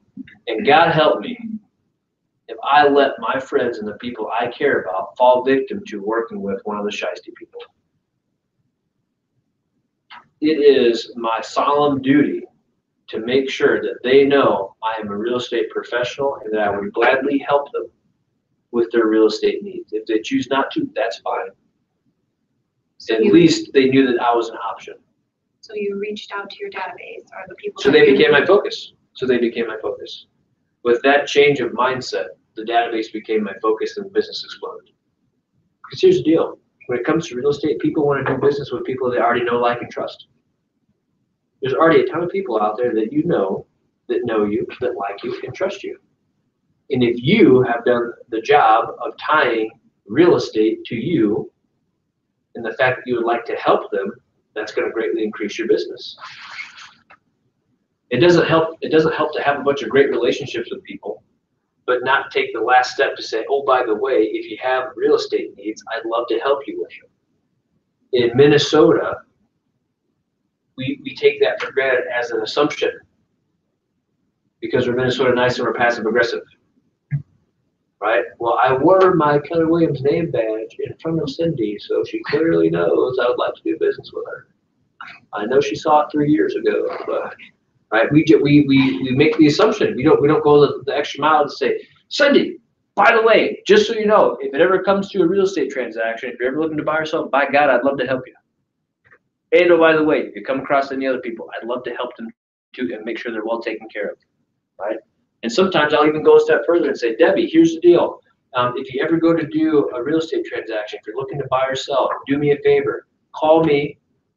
I want to be the one to work with you. I don't want you to fall victim to working with somebody else that might not have your best interest at heart.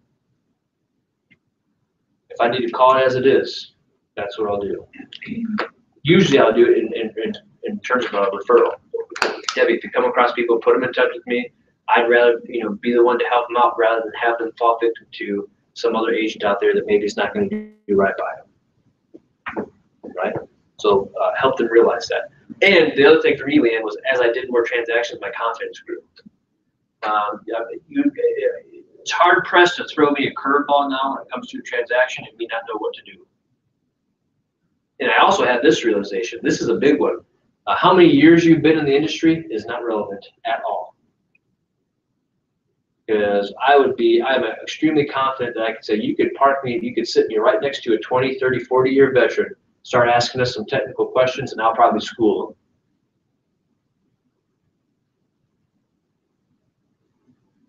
Because I've taken the time to build that expertise and that knowledge. And in my, 7-year career, there's a good chance I've probably done more deals than agents that have been in the business 15, 20, 25 years. Because years in the business does not equate to experience. Number of transactions equates to experience, in my humble opinion. Right? Do you think there's a difference between somebody who's done 50 transactions and somebody who's done 10 when it comes to experience and knowledge? Absolutely. The only difference is that one person might have done 50 transactions in 2 years. The other person might have done their 10 over the course of 5. Years are not relevant. Number of transactions are. So as you do those transactions, your confidence grows, and you realize, or I realized, hey man, it would be silly of me not to help the people that I know and care about. That should actually doubly motivate me to help these people, right? I'm doing a service to people because I know the way that I do business. It's honest. It's an honest way with integrity. So I need to go out and capture as much of it as I can to make sure people are being taken care of. But sometimes we struggle with that validity. Gary goes on to say, validity is nothing more than feeling at your core very good and confident about who you are and communicating that value to potential customers. Validity is the customer believing and trusting their business to you.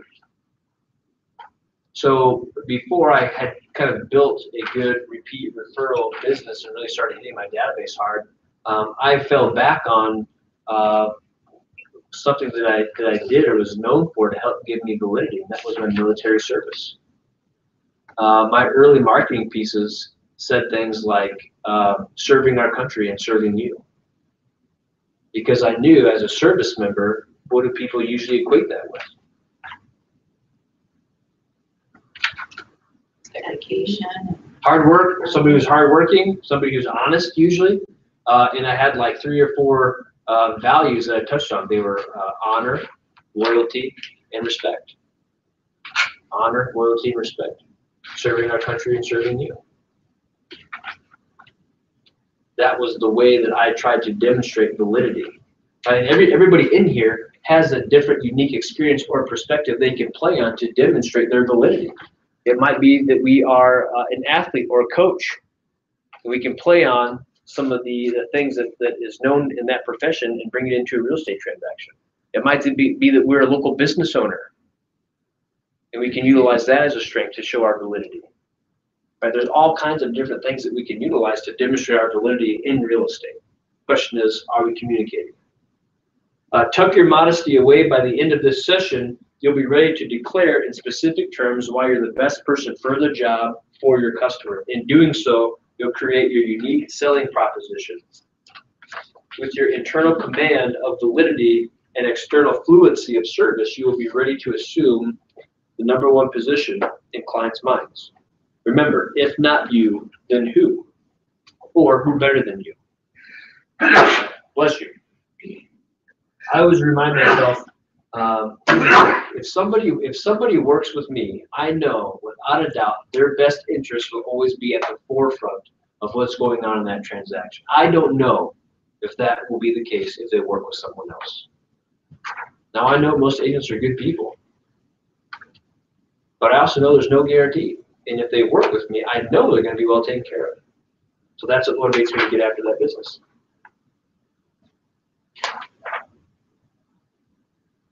Page 7, personal validity. Your personal validity comes from knowing exactly what it is you bring to the table. If it comes from incorporating specific strengths into your personal self-talk and your self-image, it comes from knowing who you are in terms of skills and attitudes. Understanding and being able to articulate your personal validity will give you confidence in your business. However, its significance dwells at a level deeper than your nerves. Validity is the foundation of everything. It underlies everything that you promote. And sometimes it's hard to feel valid when you're new or you don't have a lot of transaction experience, right? If you want your message to resonate in a meaningful way with your customers, it has to be built sincerely on who you are and what your true abilities are. The good news is you already have everything that you need to communicate to your customers. There's nothing that you need to buy. There's nothing that has to be printed in order for you to be a valid real estate professional. The knowledge, attitude, skills, and beliefs you already have. Who here has a real estate license?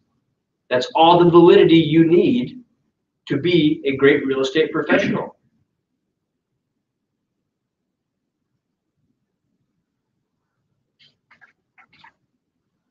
Page 8. So this is an exercise in which you can kind of describe yourself. No matter what your story is, you've got experience and things that you can bring to the table. If you spent 10 years raising children, you may have superior group management, conflict resolution, and negotiating skills. That's a nice way of putting it, right? If you've been the treasurer for your church, you may have impeccable integrity and financial skills. If you've been an engineer, you may excel at implementing systems and handling details. What I would like you to do, not right now, but as a homework assignment, is ask yourself, what are the things I've done in my life? What volunteer positions have I held? What jobs have I had? And what things did I do in those positions, or what skills did I have in those positions that relate or directly translate to real estate?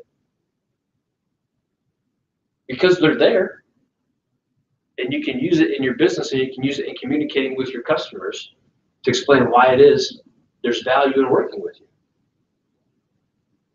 You've already got a lot of things stacked up in your favor. I already talked about the license. You've already done the pre-licensing. You passed the tests. That's a huge hurdle. Oh, by the way, do you think your company gives you validity? Everybody in this room belongs to the #1 real estate company, period, end of story, in the world. If that does not make you valid in the eyes of your consumers or in your own eyes, I don't know what does. Nobody else out there is getting the kind of training that you're getting today, unless you're with Keller Williams. Nobody out there is getting as real with their agents right now as I'm getting with you and telling you what it's about. And oh, by the way, you've got the support of everybody here at the office, which means your clients have that support too. You've got a lot to stand on. You've got a lot to offer when it comes to your validity as a phenomenal real estate professional. You just have to convince yourself of it, to be honest with you. Before you can convince your clients that you're a phenomenal real estate professional, you have to convince yourself that you're a phenomenal real estate. I'm already convinced that you are. Because you're already, more of you are more highly trained than most agents out there. You just have to put it into practice.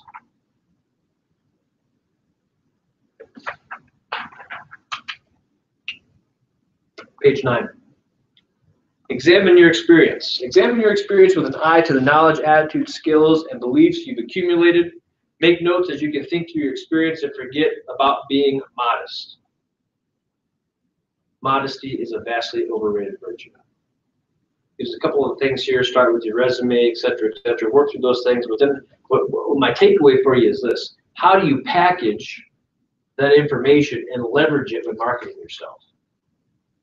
Right, so you want to list out all the things you've done, your experiences, your credentials, but then when you need to critically analyze it and say, okay, if these are the things I've done, my experiences, my skill sets, my strengths, how do I package that in quick sound bites that I can leverage in conversation with customers or potential clients to help them realize why it is they should work with me, right? Because when I say, hey, my name's Zach, I'm a real estate agent, I've been in the military for 13 years. If I stop there, there's no takeaway. Okay, maybe he's a good guy. I don't know. No. I've been in the military for 13 years. I know everything there is to know about VA home loans. I know what it means when we're talking about your DD-214, your certificate of eligibility, the 0% down, the VA percentage of disability. I have the expertise when it comes to VA financing that you might need if you're a veteran buyer. And oh, by the way, because I'm a service member, you already know a few things about me. You know that I'm extremely hardworking, that I will get the job done, and that I have integrity. Let me put all that to work for you as your real estate professional as well. Jacob, you coach basketball, right? Or is it football? Coaches both. That's awesome.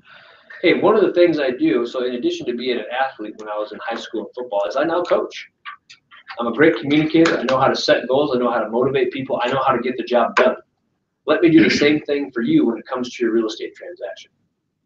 Cindy, you're a business owner, right? Here's the deal. Mr. and Mrs. Seller. In addition to being a real estate professional, I also own and run a small business. I know numbers. I know marketing. I know how to sell. It's what I do. I've been doing it for years. Let me do it for you.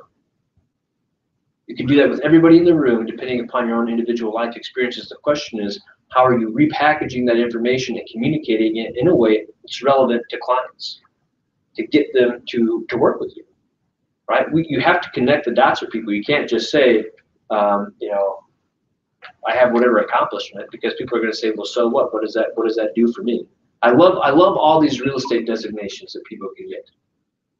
I have 0 real estate designations. 0. Other than having my broker's license, I've got 0 designations. Do you think that's ever prevented me from doing business? Not at all.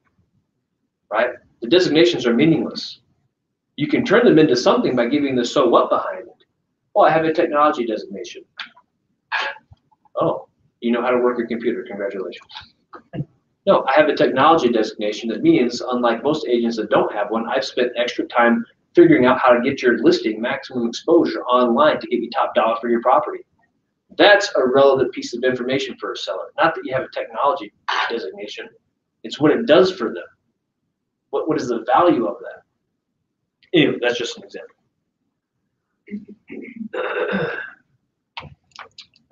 Part 2 on page 9.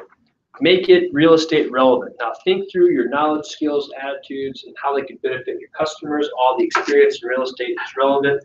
If you don't see it, look at it from another angle. I just kind of worked this through you a little bit with you. When considering how to make it real estate relevant, think about what buyers and sellers say are the most important factors to them when choosing an agent. Now don't flip the page yet. Do not flip the page yet, because I did this exercise before flipping the page.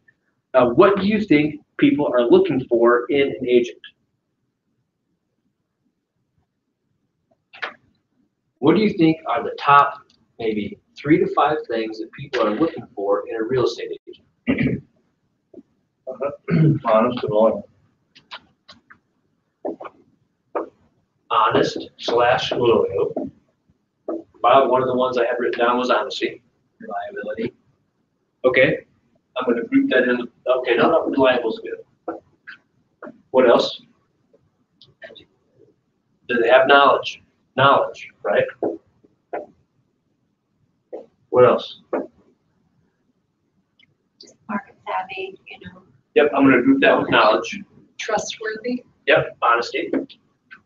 Think about it for a second. Think about the fact that you're going to let's put yourself in your shoes. You're getting ready to hire a real estate agent. What do you want from that real estate agent?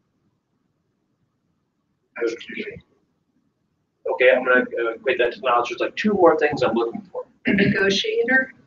Okay, yep, good negotiating. I want them to work for me. Yep, absolutely. What else? Execution. Yep, absolutely. Track record. Experience, knowledge, absolutely. What else? We're missing the number one thing that most people. Okay, let me ask you this: if people had a bad experience with an agent, or the one thing they didn't like about them, what do you think they faulted their agent for? I want to follow through. Lack of communication. Lack of communication. So meaning people want communication. And what else do they want? What takes you back to businesses over and over again? Good customer service. Customer service. They want good service, right? People want honesty, reliability, great communication, and service. They want a little bit of knowledge. Do any of these things require special training? Are any of these things specific only to real estate? No. Absolutely not. So if you possess these things already, you already have everything you need to be a successful real estate professional. The only area in which we can improve a little bit is maybe some knowledge. And not so much knowledge about real estate, more so knowledge about sales skills, right? That's the biggest takeaway, is right now you already possess everything you really need in order to go out there and crush it as a realtor. So if you look at the next page, it lists everything on page 10 that buyers and sellers are looking for. Oh, look, by the way, the first thing you mentioned, Bob, honesty, is what's listed as number 1 for buyers. Number 2, an agent's reputation. That actually usually gets back to honesty. When we see sometimes when we see reputation, what do we think as real estate professionals? We think that means track record. We think that means number of sales. An agent's reputation doesn't necessarily mean that. An agent's reputations mean, is Jacob known as an honest, trustworthy dude? That's a reputation. Nobody judges me by the number of deals I did. They judge me by, hey, is this guy a good dude to work with? Is he pleasant? Is he a good communicator? Does he provide good customer service? The agent is a friend or family member. That's huge. And stay in touch with your database with people that you know. That's in the top 3.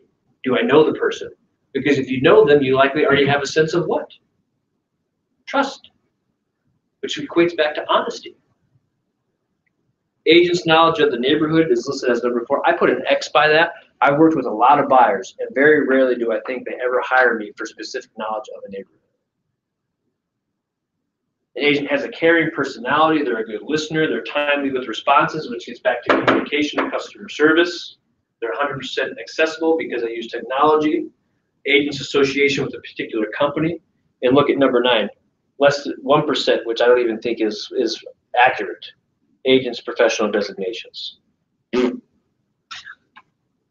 Sellers, reputation, honest or trustworthy, knowledge of the neighborhood, family member or friend, caring personality, good listener, their company, agent's commission, what they're charging from the listing side of things, availability. Okay, so honesty, reputation, they already kind of know you because you're connected via friend or family, you're a good listener, you have a great personality. What do any of these things have to do with real estate? None of them are specific to it. But if you're good at these things, you're going to win clients and get repeat business.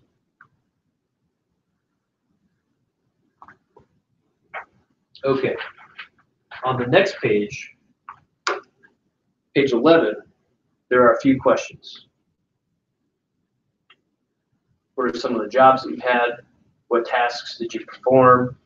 What skills, etc. What I'd like you to do, we're running a little bit behind on time, is between now and the next session. The next session is next Wednesday, because on Monday, we're streaming the state of the company and all that fun stuff here in the Market Center. So the next session is Wednesday. I want you to go through page 11 and fill these questions out. This is a homework assignment. Write some stuff down because we're going to revisit it on Wednesday.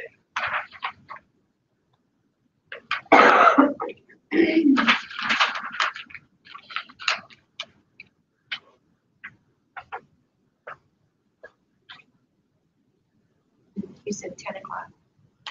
Starts at 9:30. Oh. Yep, 9:30 to noon. You can show up at 10. We'll just be 30 minutes behind. I had it in my calendar. No worries. Okay, I'm going to move on to page 13. Step 2, how others describe you. The words and phrases that others would use to describe you are a compelling part of your validity. Third-party endorsements and testimonials complete your self-perception of knowledge, attitude, skills, and beliefs that you offer. They're indicators of your strengths or what you're known for. They also offer a persuasive picture of your integrity to your potential customers. It's one thing for me to say, hey, I have integrity, I'm a great dude to work with. It's another thing for Cindy to say that about me, right? That's the power of testimonials. That's the power of reviews. When sketching a picture of how others see you, think about the people you care about, maybe people that you love, like your family or friends. How would they describe you? The people you respect, teachers, business partners, colleagues, peers. How have you dealt with them? What would they maybe have noticed about you? The people you have great business relationships with, like your vendors, service providers, etc. What has been working with you? What has working with you been like? Has it been a good relationship, and why? And your past customers, how will they describe your service? Do they still know who you are? What's one notable thing that you did for them? Which takes us to page 14, which is your other homework assignment. How others describe you. People that you respect, etc., etc. Fill this out. Give it some critical thought. I don't want to take just 2 minutes and have you fill this out. I want you to take some time over the weekend and critically think about it. How would these people describe you? Make some notes and we'll revisit it on Wednesday.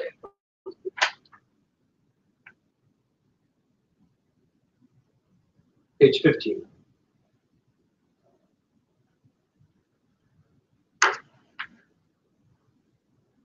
Presenting to potential customers what others have said about you is a tremendous way of underscoring your validity.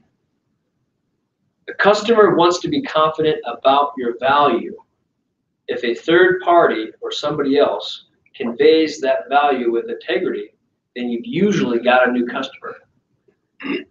So one thing that my real estate team does is we capture testimonials from every person that we do a deal with, and we ask them to give us a review on Zillow. As much as I hate Zillow, I love it when I have reviews there because then I can do things like this when I'm on a listing appointment.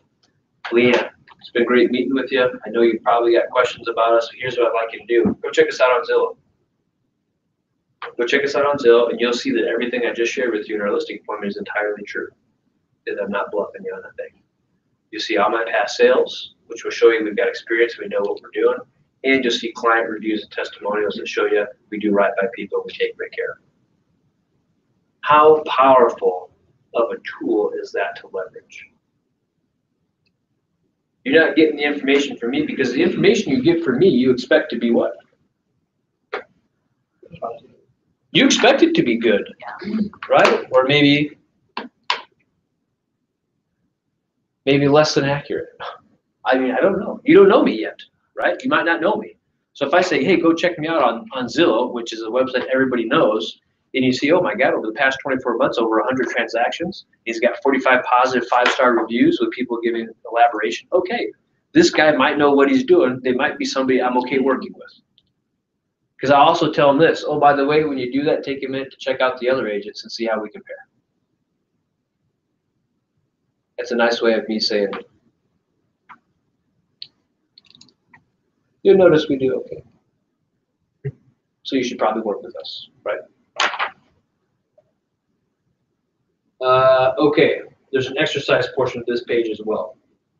This is a more fun one, all right? So page 15, collect a testimonial. Think of somebody you've done business with, you've had a great relationship with, and you don't have a testimonial from. Over the weekend, I want you to call them and leave a message if you get a voicemail. Ask them if they wouldn't mind jotting down a few words about what it was like doing business with you and emailing it to you. You may want to guide them a little bit. For example, saying something like this. It was a great pleasure doing business with you, et cetera, et cetera.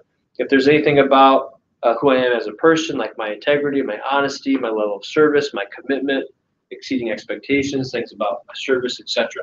Oh, by the way, does this have to be from a past real estate transaction? No, it can just be somebody that you've worked with. They can say, hey, I've worked with Nick before. He's phenomenal. He's got integrity. He's got a lot of energy and a lot of enthusiasm. He's great to work with.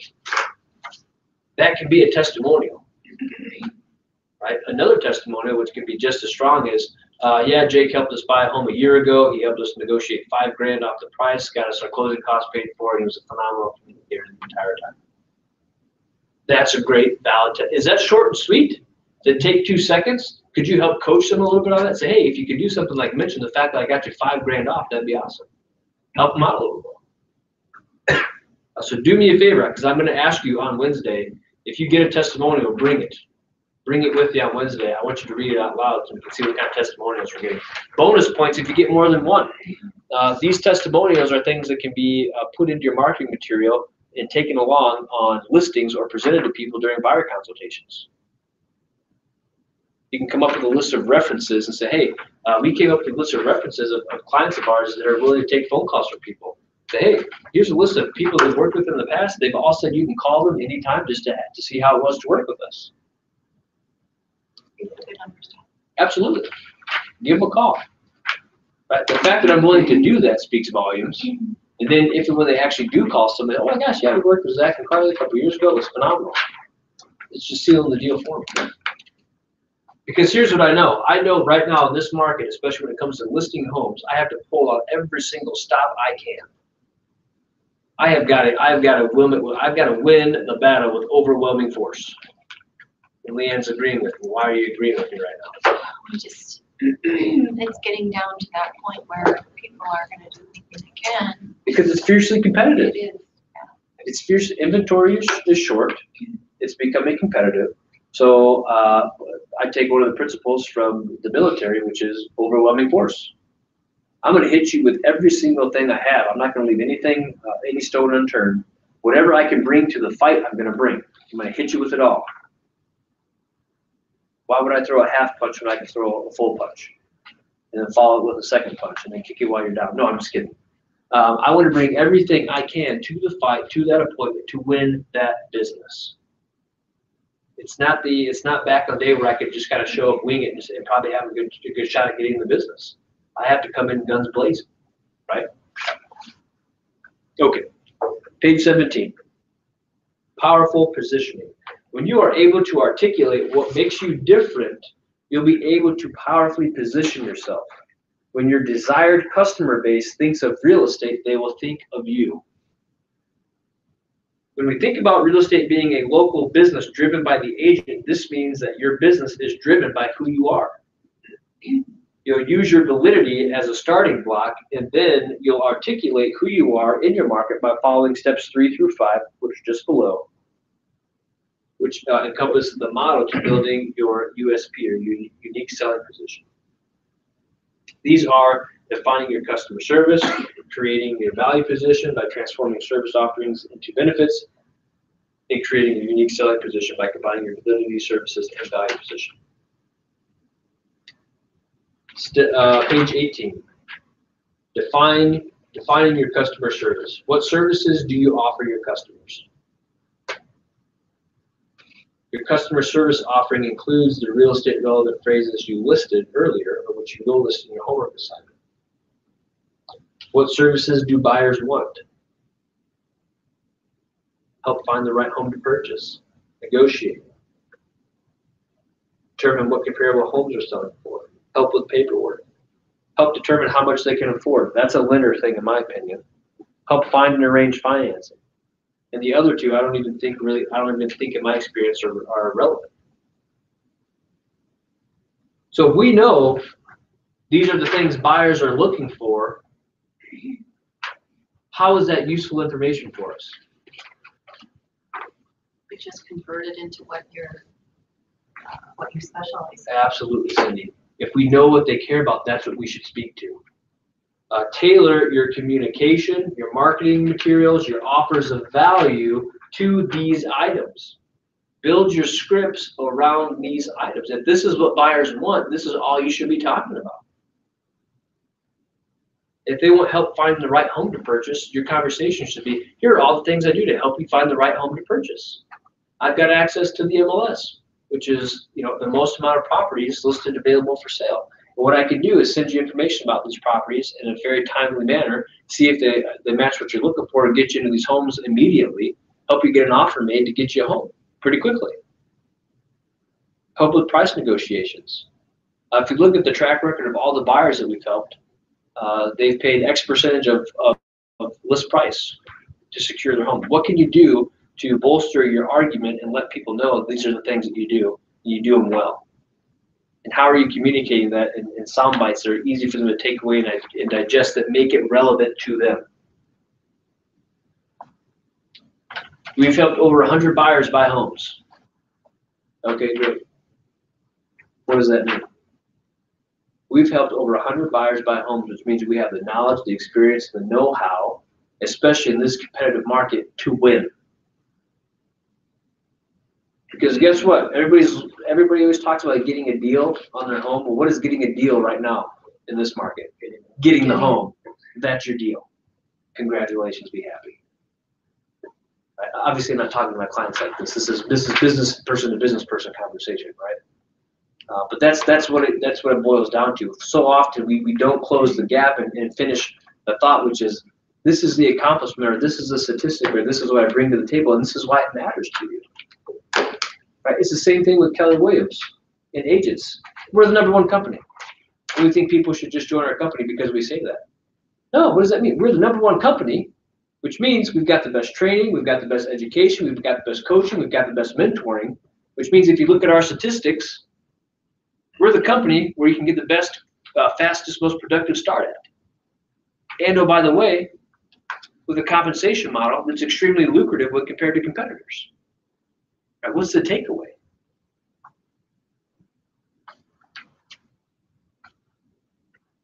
Page 19 shows what sellers want. And it's the same principle. They want someone to market their home or to maximize its exposure. They want you to get it done in a time frame. They want you to price it competitively. Don't forget about the second to last one, is they want to see homes available to purchase. That's a whole nother transaction for you. Don't shy away from having that conversation during your first listing consultation with them. But if we know these are the things that sellers want, then those are the things that we should be focused on in our conversation with them and explaining to them how we can help them achieve those. Page 20, what services do you offer? I have 1, 2, 4, 5, 6, 7, 8, 9 circled. I've kind of got like kind of sort of marks by number 3 and number 10. So you have what, 1, 2? 1, 2, 4, 5, 6, 7, 8, 9. Probably be easier to tell you the ones I just have iffy marks by, which are 3 and 10. Do you do those things? Sure. But really, it's the other things that you focus on. And oh, by the way, I would add one. What services you offer? The other service you offer is that you help others as well. Meaning, don't ever forget to continue to ask for those referrals or lay the foundation or plant seeds for referrals.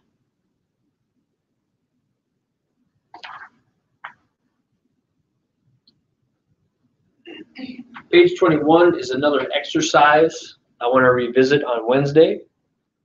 Itemize the services you offer people on the following page, include relevant real estate phrases that you specified in step 1, some of the customer services that you excel in, et cetera, et cetera. I want you to create that list over the weekend, and we're going to visit what I do for my customers, my services. And I want you to, when you explain, like when you say provide good communication, I want you to say why. Why is that relevant to your customers? What does that mean? I provide great communication. Okay, well, let's have a conversation real quick just on that one. What does that mean? Why is that important?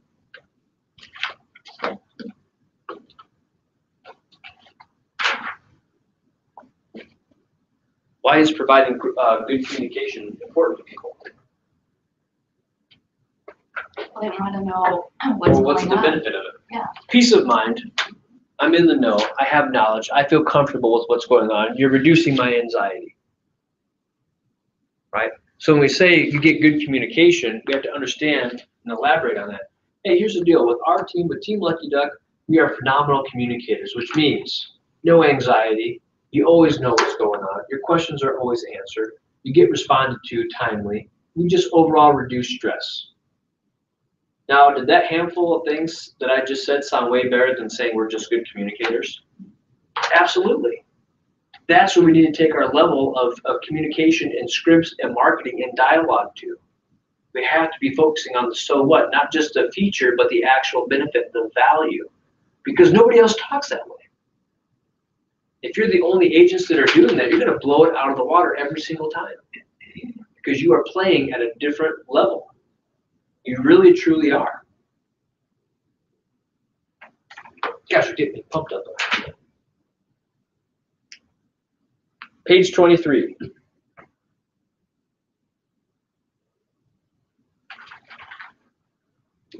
Creating your VP by transforming service offerings into benefits. For example, if you're bilingual, meaning you can speak 2 languages, the benefit to the customer may be you have access to a large pool of potential buyers for your home who are often overlooked by other agents. This benefit imparts to customers the importance of marketing, and it keeps you accountable to marketing the listing in bilingual venues, other than simply saying, oh yeah, and I'm also bilingual. Okay, what does that do for me? Oh, well, it means I can advertise your property to more people. Oh, okay, well, that sounds good, more exposure, right? Connect the dots more. Linda McKissick, a top agent with McKissick Realty Group in Denton, Texas, is a master of stating a benefit. I love this one because she takes a very boring thing and makes it sound way better because she actually tells people what it is. Instead of telling customers that she will put their listing on the MLS, which is a feature, she explains that she will immediately notify every professional in the market of the listing, and she will let them know why they should bring their qualified buyers, which is a profound benefit to the customer. Right? Does that sound a little bit different? Well, here's the deal, Mr. and Mrs. Seller. I'm going to put your home, I'm going to list it on the MLS for you. Okay, that's cool. I don't know what the MLS is, but that sounds good to me. I mean, okay, that's what the other agent said they would do. Well, here's the deal, Mr. and Mrs. Seller. I'm going to take your property. I'm going to market the crap out of it. I'm going to put it into a system that puts it in front of every single real estate agent in Rochester and the surrounding area. They're going to be notified about it immediately. Is that the same exact thing, just said way more fancy? It is. Think about how you can package your services in a way that truly showcase the benefit of them.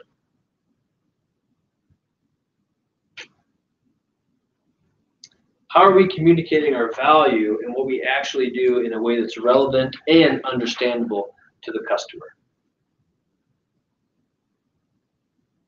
Because if you look over here on the side, I love this Dick Dillingham's quote. I just highlighted the last portion of it, which is, what difference does it make to me? That's what the client's asking. So what difference does it make to me? What's in it for me? How does that benefit me? As the agent, we're thinking about, how can I benefit myself by getting this listing right now? We can benefit yourself by getting the listing by explaining to them what the benefits are of working with you.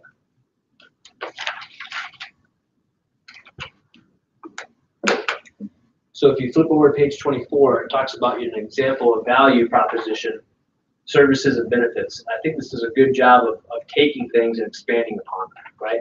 So my services, I have professional courtesy, meaning you enjoy a smooth contract to close process because I build strong relationships with customers and their agents. I have integrity. You get honest, dedicated service and the confidence I'll keep the promises that I make.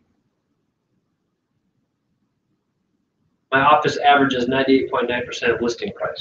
You get the best sale price for your home due to our strong training and negotiation, right? You're basically taking the services that you offer and you're translating them into much more marketable and much more attractive benefits that will engage people and get them to work with you. Does that make sense?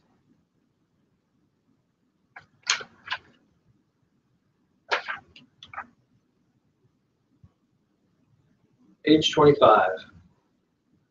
What benefits do you offer? This would just be another page I mark as another exercise to do over the weekend. And the other thing I want to draw your attention to on the bottom of this page is a book that's referenced called Words That Sell. That might be a book you choose to read or dive into a little bit to help you master the use of language and scripts and how you're communicating with clients or potential clients to earn their business.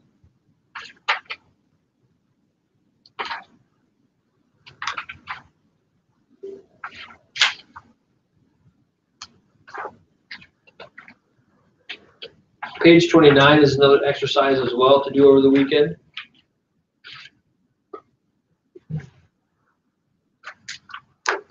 So I'm going to look to wrap it up just a few minutes early because I can tell that I've browbeat you guys enough and energy level dwindled a little bit. So give me some feedback and give me some takeaways and tell me what's been useful so far from this morning. I just think everything, I'm shaking my head. I wish I had this when I first started. Okay. Really good. What specifically about it? This part of it right here with the building validity position examples. Creating more confidence in what you're doing. Absolutely. And you'll really be doing yourself a service when you go through these exercises and you build your arsenal of the things that show that you're valid, and you have the ability to just rattle them off in conversation very naturally, very strategically, in a way that will give people confidence to work with you. Right? Because here's what I've learned: it doesn't matter if you're brand new or you've been doing this for a few years. People still struggle with validity. We've got seasoned agents that come into me and say, "Zach, I have no idea what I'm doing when it comes to the CMA." And I'm like, "I've been doing this for years. You sold plenty of properties." My guess is you know how to do it. You just are psyching yourself out for whatever reason when it comes to this particular property because you're nervous or anxious about the appointment or something. Right? Thank you for sharing that. What else? How you should spend most of your day with lead generation for future prospects. You shouldn't just stop that in the middle of it. And you should continue and make it. Absolutely. You have to keep the pipeline full. Yeah. You have to keep the pipeline Make it a habit. Yeah, absolutely. I Good habit, though. stress that too, What's that? keeping the pipeline full. Keeping the pipeline. Yeah. I tell you, when you make that a focus, you're operating your business becomes much more enjoyable because there's no sense of scarcity and there's no fear of, where's my next deal coming from? Because I can check the report the team generates right now and see that we've got 12 or 15 buyer rep agreements signed, waiting in the pipeline. That's future business. I already know. Right now, we've already got 10 deals spoken for 2017. I know we've already got another 20 in the works. And we're only in February. So I still have a majority of the year to keep adding business to that pipeline. Again, that's not me being braggadocious or saying, look at me and look at what we're doing. That's me showing you the power of taking what we're teaching and actually doing it and implementing it. That's not something that I just discovered and did because I'm that good at it. It's something that I've worked up to because I listened to what people are doing and tell me. And I did it. I could do it better, believe me, I could do it better. But even by doing it to a certain extent, we're getting decent results. Anything else? I think I understand the 80-20 a little better. You've heard it so long, but now, just when you started the class with that, it just clicked. Good. We're so used to hearing that principle in school and in theories, like, oh yeah, 80-20 principle, I did it. But until we connect that dot to real estate and we truly say the 20%, if you spend 20% of your time on lead generating, it's going to lead to 80% of your results. And that's it, end of story. That really puts in perspective the one thing you should be focusing on, right? Or at least it helps you prioritize your calendar because you say, okay, I need to find the 20%, so I need to focus on first. So I'm going to do that from 9 to 11 or 9 to 12. Then I've got the rest of the day to do the 80% stuff, which is still a good portion of the day, right?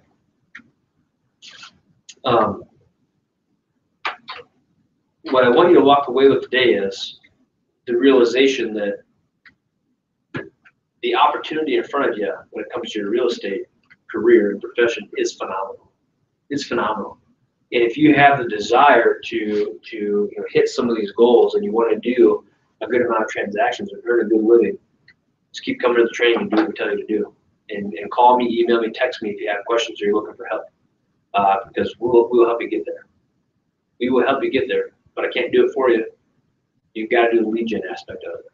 You really do. So have a great weekend. Do the exercises. Next Monday, come in if you have time. Hear from Gary himself. Talk about the company and what's going on, and then we'll pick this 36-12-3 training up again on Wednesday. It's going to be next Wednesday and next Friday, 9:30 to noon, right here. Thanks, guys. Appreciate it. Get some sleep this weekend. What's that? Get Yeah, some I'll try. sleep. I'll try because I'm going to take some of my own